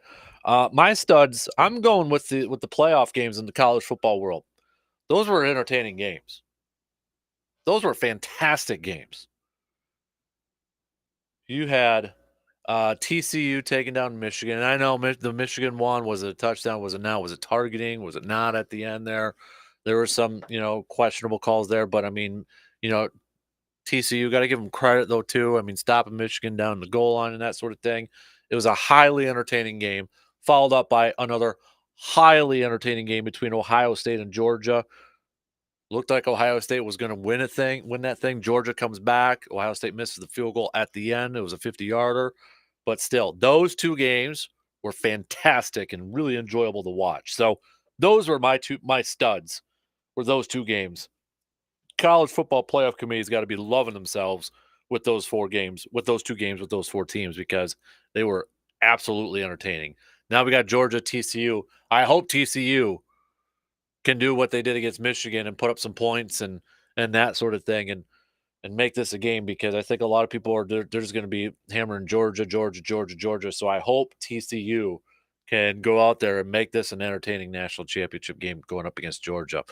We do have a few games though today to kind of wrap up the bowl season before next week's national championship. You've got the Cotton Bowl, Tulane versus USC. You've got the Citrus Bowl, LSU, Purdue. You got the Rose Bowl, Utah versus Penn State. But also the first one, the Reliquest Bowl, Illinois versus Mississippi State. And this one, it's got Illinois, it's Big Ten, but Mississippi State, no Mike Leach. It'll be interesting. Yeah, I'm sure a lot of people will be tuning in to see how the team reacts, and if Mississippi State wins, and I'm sure that's going to be pretty darn emotional. It's going to be an emotional game and day for Mississippi State, no doubt about it. That game is at 11 o'clock, starts today, so full slate of some games coming up today. So, and then of course the national championship game, which I always feel like I say it every year, but I feel like the national championship game kind of just like flies under the radar a little bit. It's like, oh yeah, that's on Monday. That's today. Well, that's tomorrow. Because the NFL season, it wraps up. Now you're just getting juked out about the playoffs and that. It's like, oh, yeah, you got the national championship coming up on the 9th there, too. So those were my studs. My duds, I'm calling out Zadarius Smith. Now,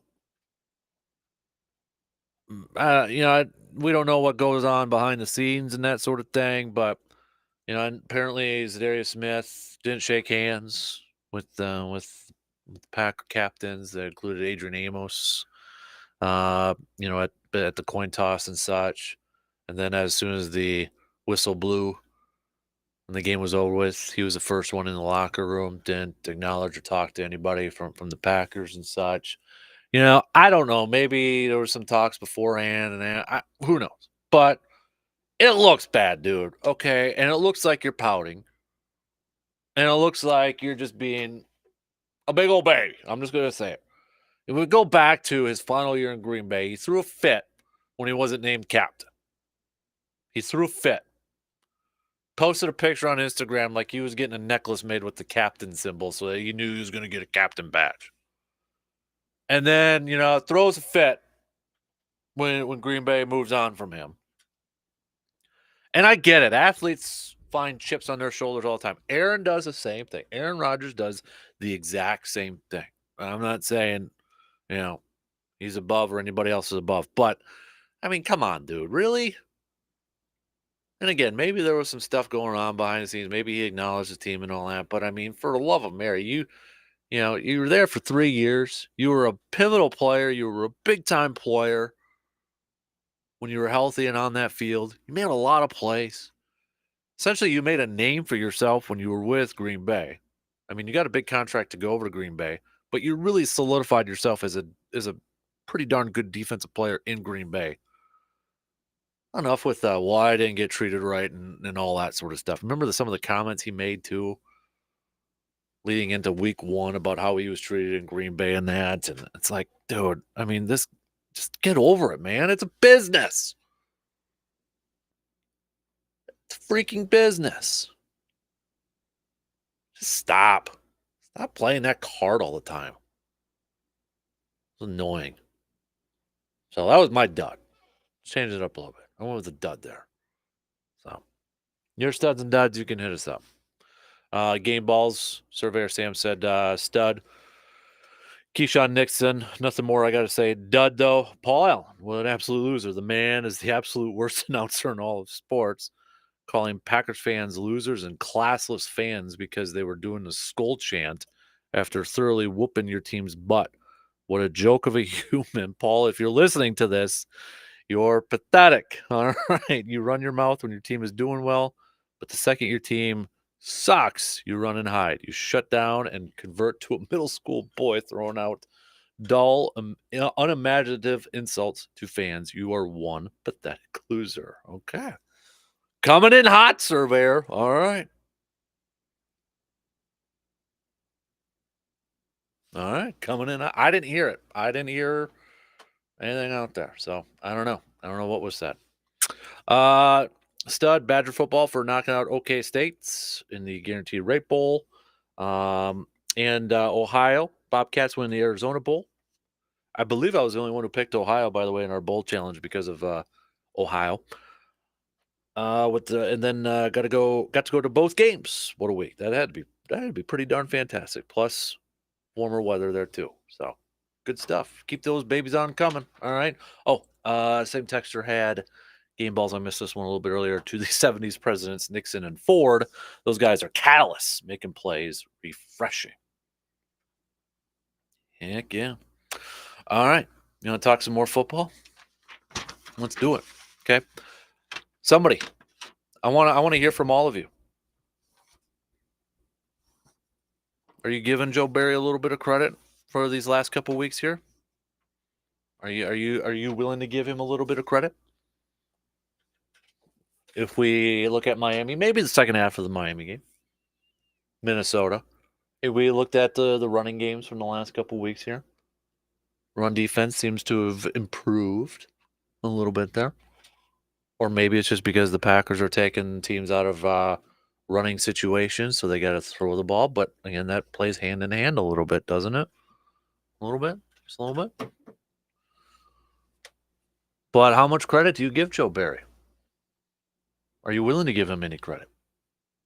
Do you think he has saved his job, or he can save his job for next year, depending on how this weekend goes, or maybe even in the postseason? What do you think? If we kind of take a look, an early look at this matchup between Detroit and Green Bay, and that's one thing. Like, I know everybody's talking about Green Bay. Don't let them in. Green Bay's gonna be a scary team. And everybody was kind of talking about, well, if Green Bay wins next week, they're in. If Green Bay wins next week, they're in. And I'm like, just don't overlook Detroit. Don't overlook them. Please don't do that. I was just begging, please don't do that. And when you look at Detroit, it starts with their offense. It starts 100% with their offense. You look at Jared Goff, and Goff has had a pretty darn solid year. And I think has really probably going to give Detroit some thoughts in the offseason, whether, do they invest in the offseason at a quarterback in the draft and such. I mean, you look at Jared Goff, and you got to give the guy credit. He's thrown for over 4,000 yards this year, 29 touchdown passes, 7 interceptions. A lot of teams would take that. A lot of teams would take that in a heartbeat. We talked about Jamal Williams. He's their leading rusher. 994 yards, 15 touchdowns, leads the league in rushing touchdowns. A lot of those are goal line ones. St. Brown, 100 catches for over 1,000 yards. Got to imagine maybe Jair matched up a little bit more with St. Brown in this game. I would think so, right? That's Jared Goff's go-to target. Put 23 on him. Get DJ Shark over there, too. Jameson Williams, maybe still coming back from his ACL injury, kind of getting the rust off and that sort of thing. So it's the offense. I mean, Jamal Williams, 144 yards on the ground yesterday against Chicago. And they got DeAndre Swift over there too. So you look at if you want to look at the, rankings and the stats across the league, Detroit's going to be up there a lot in offensive numbers. They're fourth in the league in total yards per game. If you want to break it down, passing, their top 10 team in passing yards per game. 1, 2, 3, 4, 5, 6, 7, 8th. Minnesota is right above them. Philadelphia is right behind them. Rushing yards per game, Detroit just outside the top 10, it looks like. 1, 2, 3, 4, 5, 6, 7, 8, 9, 10. Yep, 11. 129.7 yards on the ground. Green Bay, just behind them, 125.6. You want to talk about points per game? Detroit, 5th in the entire league. 27.1 points per game. Green Bay has kind of slowly risen up in those rankings, though, as of late. So we know they can move the ball. We know Detroit can put up points. But it's their defense that has really struggled. They are dead last. Detroit's dead last in yards given up. They have almost given up 400 yards of offense. 398.7 to be exact. Second worst, Minnesota, 31. You want to look at passing yards. Detroit, third worst, 249.4. Going into that game yesterday, Minnesota was dead last, but now they're 31st. I say Detroit's 30th. Minnesota is now 31st. Tennessee is the worst. But Detroit, and there's a big gap between Detroit and Minnesota too. So like Minnesota is the 31st worst team, 273.4. Detroit, 249.4. And then on the ground, Detroit, one of the worst too. They are 28th, giving up 149.3 yards on the ground. It's actually worse than Green Bay right now. Points per game. Again, Detroit, one of the worst, 25.7. So we know Detroit can score, but we know Detroit can't stop anybody too. Well, for the most part. If we look at the numbers, we look at the rankings. So, do you have the confidence that this Packers defense can try to slow down this Detroit Lions team. We saw them do it in the second half against Miami. We saw them do it against Minnesota. Can they do it again against Detroit at Lambeau Field? I got confidence. I think they can do it. I think they're playing with so much swagger and so much confidence on that defense right now. I think the fact that it is at Lambeau, as long as we get that same type of energy, so anybody planning on going to the game there, bring it. Don't sit down. Stand up the whole time unless they're on offense and sit down and be quiet. Talking about Green Bay. But I think a big improvement has been that front, has been that defensive front for Green Bay, causing some disruptions. Maybe, and they're not necessarily like racking up a boatload of sacks or anything, but they're collapsing the pocket, making it a little bit uncomfortable for the opposing quarterbacks. They're doing a better job at stopping the run. And maybe some of that is because, well, their offense is actually putting up some points. So, teams can't sit there and just hand the ball off every single time. They got to play a little bit of catch up, but that plays hand in hand.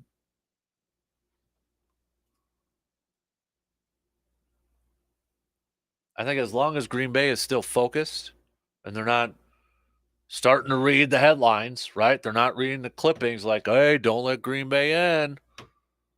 Don't let Green Bay in. Hot team, great team. As long as they don't start reading that stuff and start buying into themselves, they got this game. But the minute they start reading their own clippings and maybe overlooking Detroit a little bit, they're going to be in some trouble.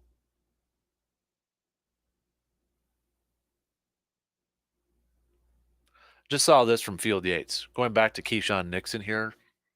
This is ridiculous.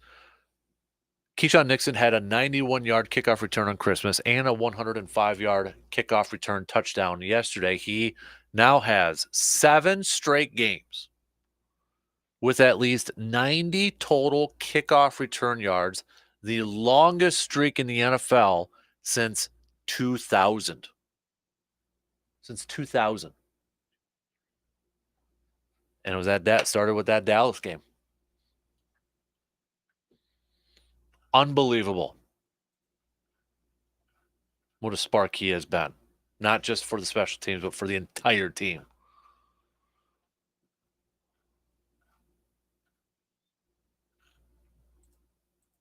All right, let's take a quick break, but I still want to talk a little bit more football. Anybody willing to give Joe Barry a little bit of credit in these last couple of weeks? Are you willing to give him a little bit of credit? And what do you think has been the biggest reason why this defense has played a little bit better? Has it been changing it up a little bit schematically? Which I guess you got to give a little credit to Joe Barry, right?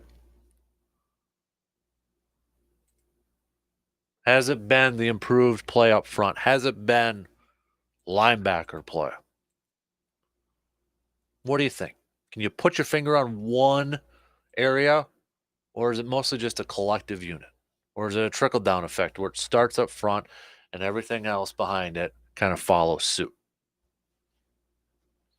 So we'll take that break. What are your thoughts? Hit me up with a text, tweet, Facebook. We'll be back after these words.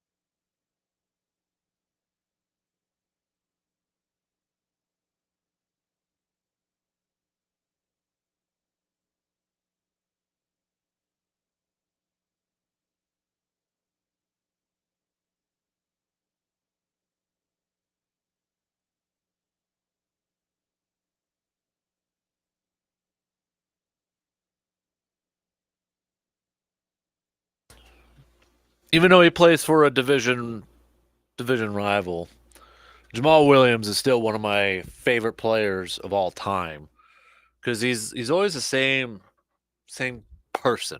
It seems like I was lucky enough to interview him and Aaron Jones at the Super Bowl after their rookie years, and immediately you could tell the kind of different person like Aaron Jones. Like when everybody says he's so polite, it's 100% because every question I asked him was always yes sir, no sir, yes sir, no sir.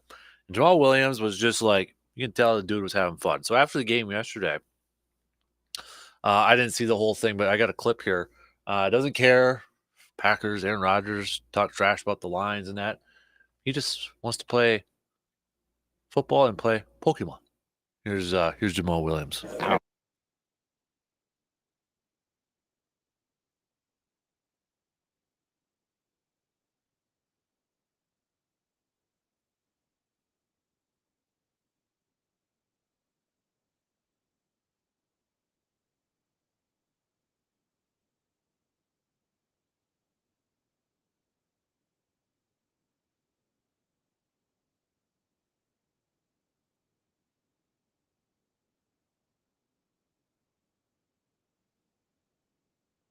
Jamal Williams. I still love that guy. He's so fun. All right. So, what has been the difference in this Packers defense last couple of weeks? Let's hear from Jair Alexander when he was chatting with Tracy Wolfson on the field after the game yesterday.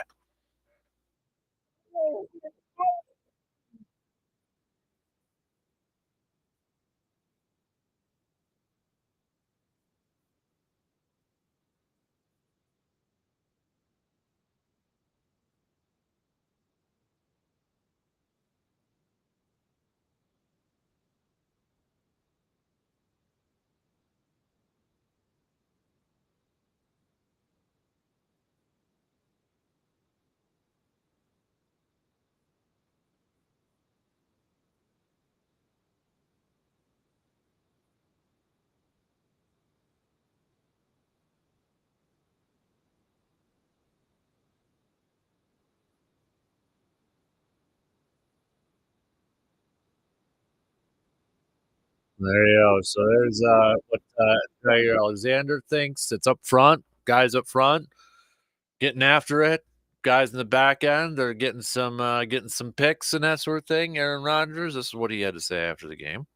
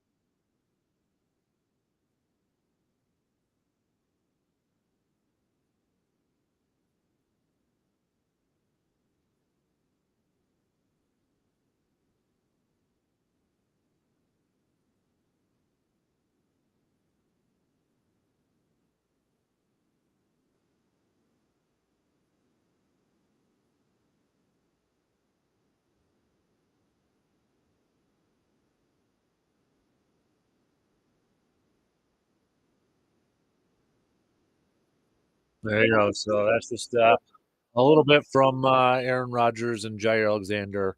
Yesterday, audio courtesy from NFL on CBS. So you heard Jair talk about it. The guys up front. You heard Aaron, talk about Devondre Campbell coming back from injury and that sort of thing. So, I think it's just been a little bit of everything. I think it's been a little bit of everything and everybody kind of just executing at a high level.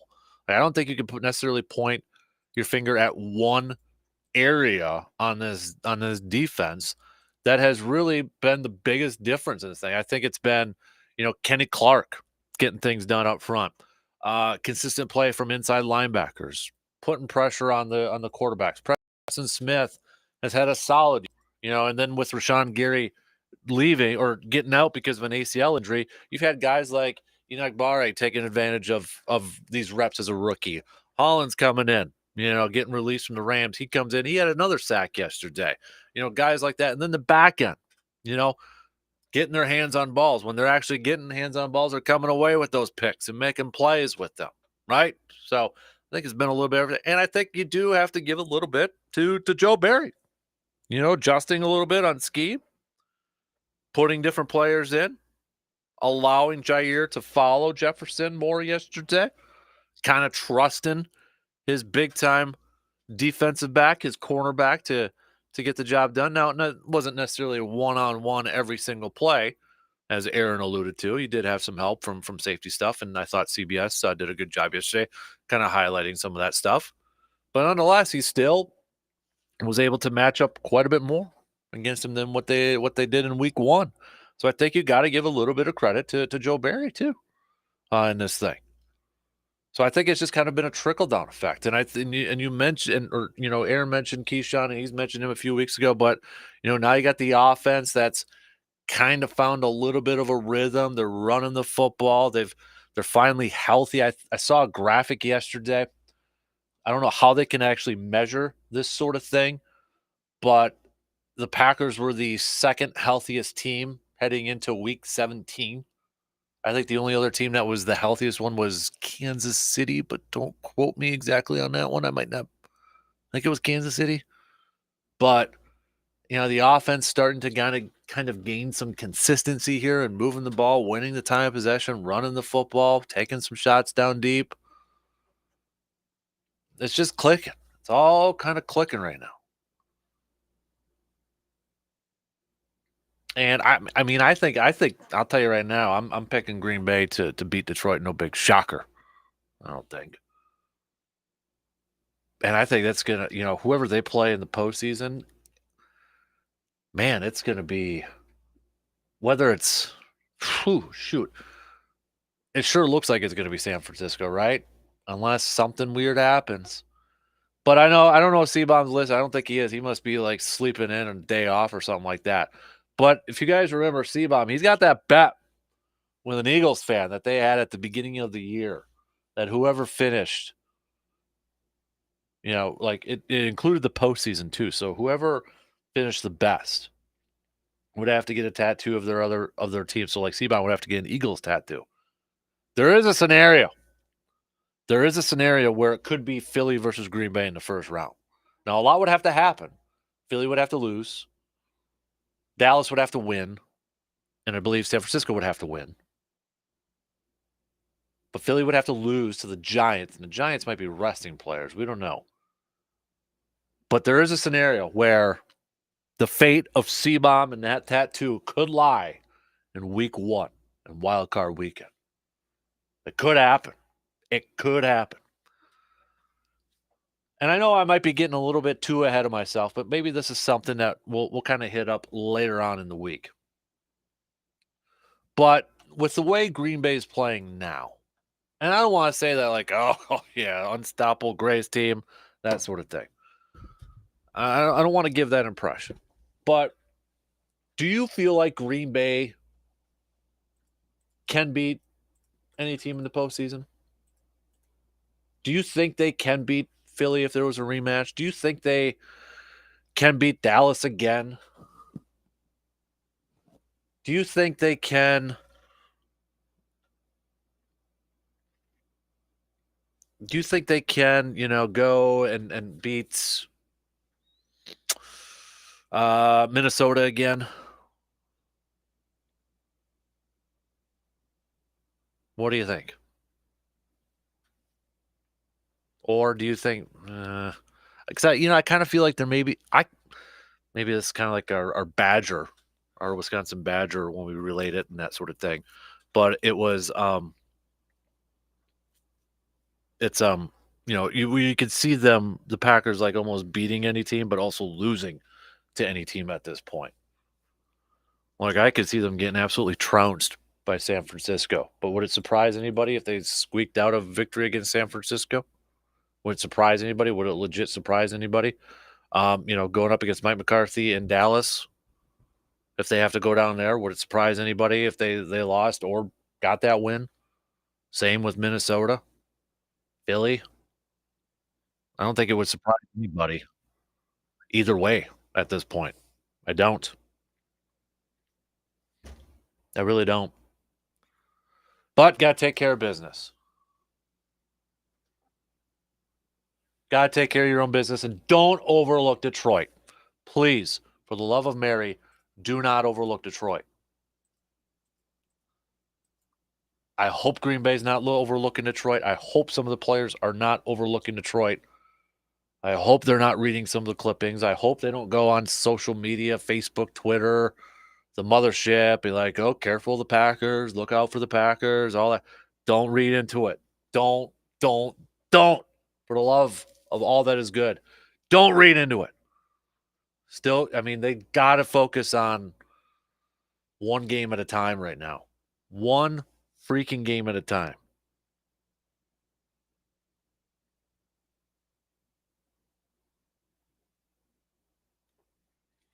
All right, we got to take another break here. So let's do that. But last call for game balls, studs and duds, all that fun stuff.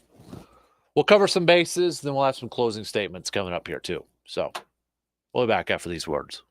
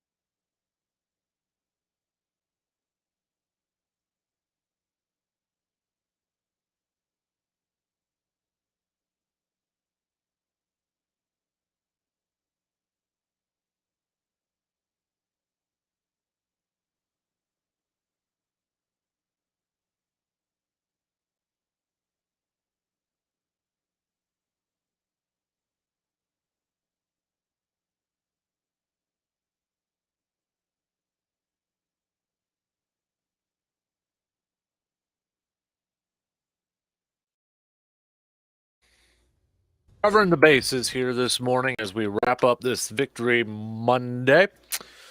Badger Hoops, we talked a little bit about that, but they'll start pick up their Big Ten portion of their schedule again tomorrow with a game against Minnesota. Then they got Illinois coming up after that as well. Badgers currently ranked 15th in the AP poll. Got that win the other day against Western Michigan. I was thinking Central Michigan Western Michigan. So remember they got that Grambling State game that was canceled on the 23rd. So it was a little while. I mean, between December 15th and December 30th, Badgers didn't have a game going on in there. But game against the Gophers tomorrow. Then they got Illinois on Saturday. Then Michigan State next Tuesday. So be a good stretch of games coming up here for the Badgers. And then after that Michigan State one, they've got Indiana, who is currently ranked 16th in the country. We talked some Badger football too. Badger football picking up another transfer quarterback. Got a little position of depth there, looks like, for the Badgers. That was one of my picks for my Motivational Monday, was the quarterback position for the Badgers. Looking pretty darn deep right now at this point. I know it's all based off of potential and such, but I like it. I'm liking it so far. Talked a little Bucks. Bucks off night tonight.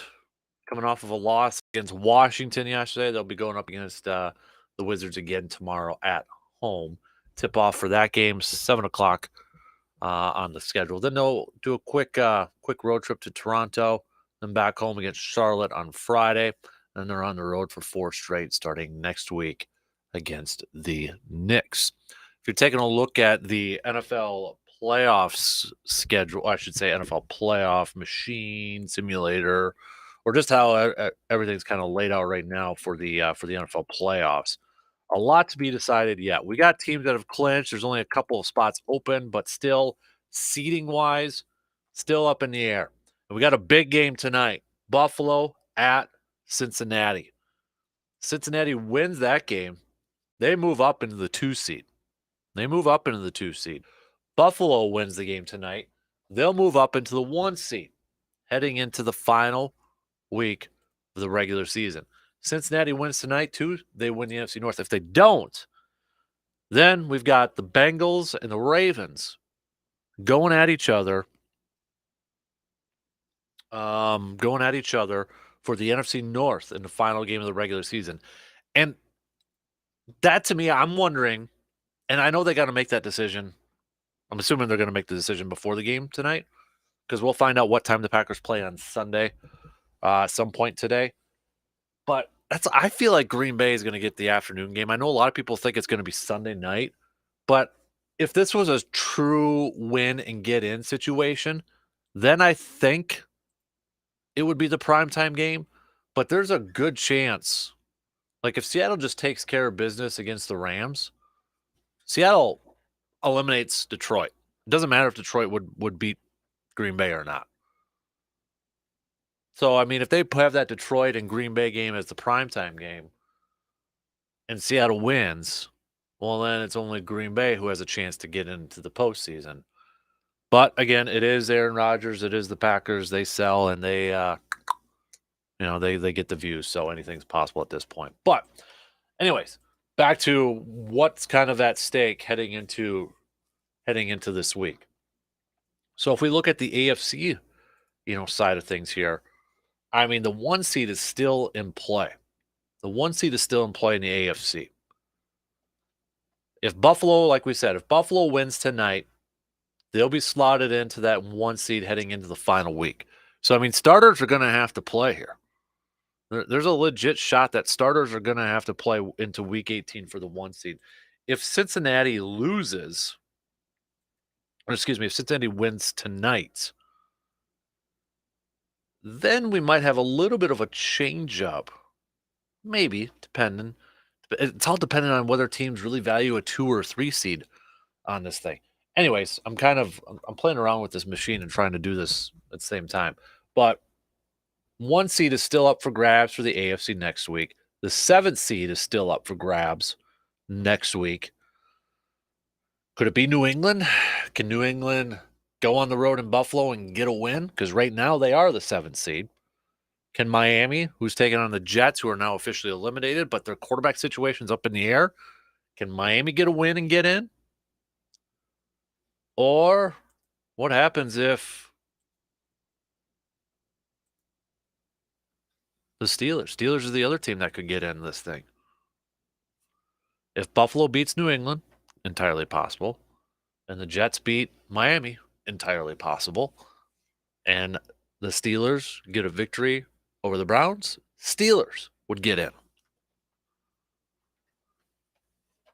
And then, of course, we've got the Jaguars and Titans game. That's going to be a Saturday night game. The winner of that gets the 4th seed because they will be in the AFC South, or they'll be the AFC South champions. So really, we know Buffalo, we know Kansas City, we know Cincinnati, we know Baltimore, and we know the Chargers. They're all going to the dance. They're all going into it. But we still have the 1 seed that's still up in the air, 2 seed that's still up in the air at this point.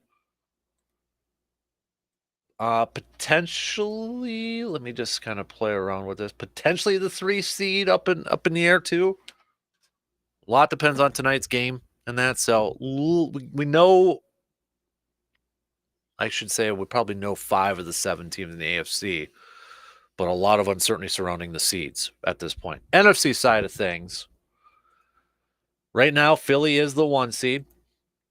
Latest rumblings on Twitter is suggesting that Jalen Hurts will be playing this weekend against the New York Giants. I'll be curious to see how the Giants play this game. I mean, they're back in the postseason, first year under Brian Dable. Will they rest starters? Because they really don't. They're locked into their spot. They're locked in.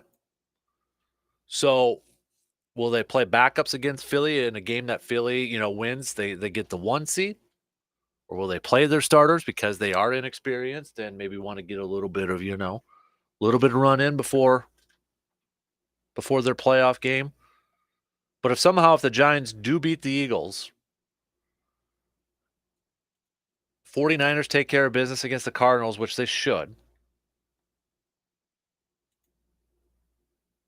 then the 49ers would be the 1 seed. Dallas could still win the NFC East in this thing too.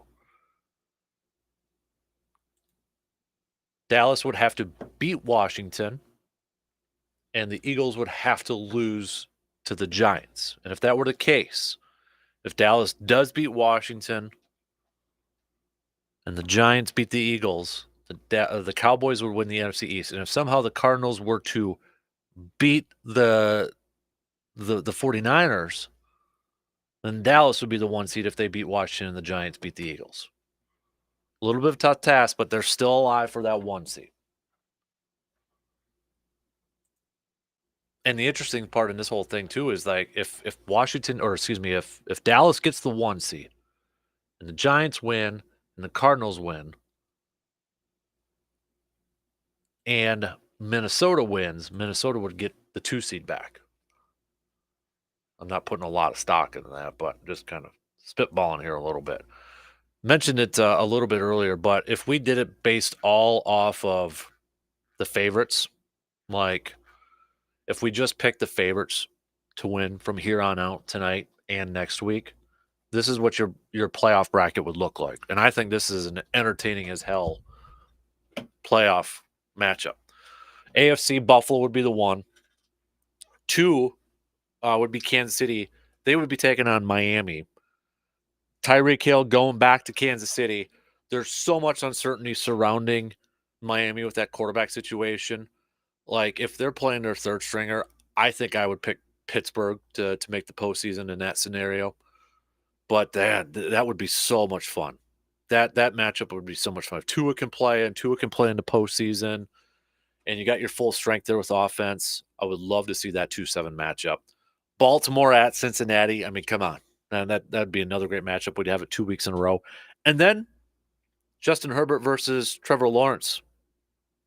That draft class. That'd be a lot of fun to watch in that 5-4 matchup between the Chargers and the Jaguars. NFC side of things, again, if everything played out by the favorites. 1 would be Philly. 1 would have Philly. 2 would be Green Bay taking on San Francisco. Giants, the 6, be taking on Minnesota as a 3. Dallas taking on Tampa in a 5-4 matchup. Dallas would have to visit Tampa, even though they would be 13-4 at that point. Again, that's if all the favorites were to win. But a heck of a big game. A lot of football on today. If you got nothing going on, and maybe you have the day off, maybe you're celebrating or honoring New Year's Day today, and you're just hanging around the house here a little bit, we got a lot of good football games on the docket, starting with some college football games. 11 o'clock, we've got Illinois versus Mississippi State. Like a lot of eyes are going to be on that game, an emotional game for Mississippi State. Tulane versus USC in the Cotton Bowl. That's going to be at 12, it looks like. Then you've got the Citrus Bowl, also at 12, LSU versus Purdue. Utah versus Penn State in the Rose Bowl. And then, of course, tonight's game, Buffalo taking on Cincinnati. So heck of a lineup for some football games if you've got nothing going on today. Just sit on the couch, sit on the recliner, and watch some football. It's going to be a good one. We talked a little bit about the college football playoff games and how entertaining those were, and now it's set up for a Georgia TCU game. I haven't seen the line yet, but I got to imagine Georgia's probably heavily favored in this game. Let me see if I can bring up the line here really quick. But I got to imagine the bettors are all going towards Georgia in this thing. I just hope TCU, if TCU can play like what they did against Michigan and putting up all those points in that, maybe make it a game. Make it a little bit of a game there. Make it close. I don't think the national championship is going to be able to play up to what either one of those games were on Saturday between Michigan, TCU, and Georgia and Ohio State. I hope it does, though, because those were entertaining as all get out. Yeah, the line is 13 for Georgia. Oof. 13 for Georgia. Man alive. All right. Shot clock's going to cut me off here in about a minute or so. So tomorrow we're going to do some what's grinding your gears. And I'll just preview it here. Brewers are going to be on my Grind My Gears Tuesday. I saw a graphic over the weekend. Brewers are the only team right now in Major League Baseball to not spend any money on free agents. And I think Brandon highlighted it a couple weeks ago. But now they are the only team. Brewers are officially the only team. This graphic is correct. That's why I got to double check it. Because you know Twitter and that. To not spend money on a free agent. They've made trades. And they've acquired players and such. But they have not signed free agent. What's going on here? What are we doing? Saving some money for some extensions? Maybe? Possibly? I don't know. But I don't like it right now. I don't like it. So I'll give you a tease. That's going to be popping up on my Grind My Gears Tuesday. Just throwing that out there.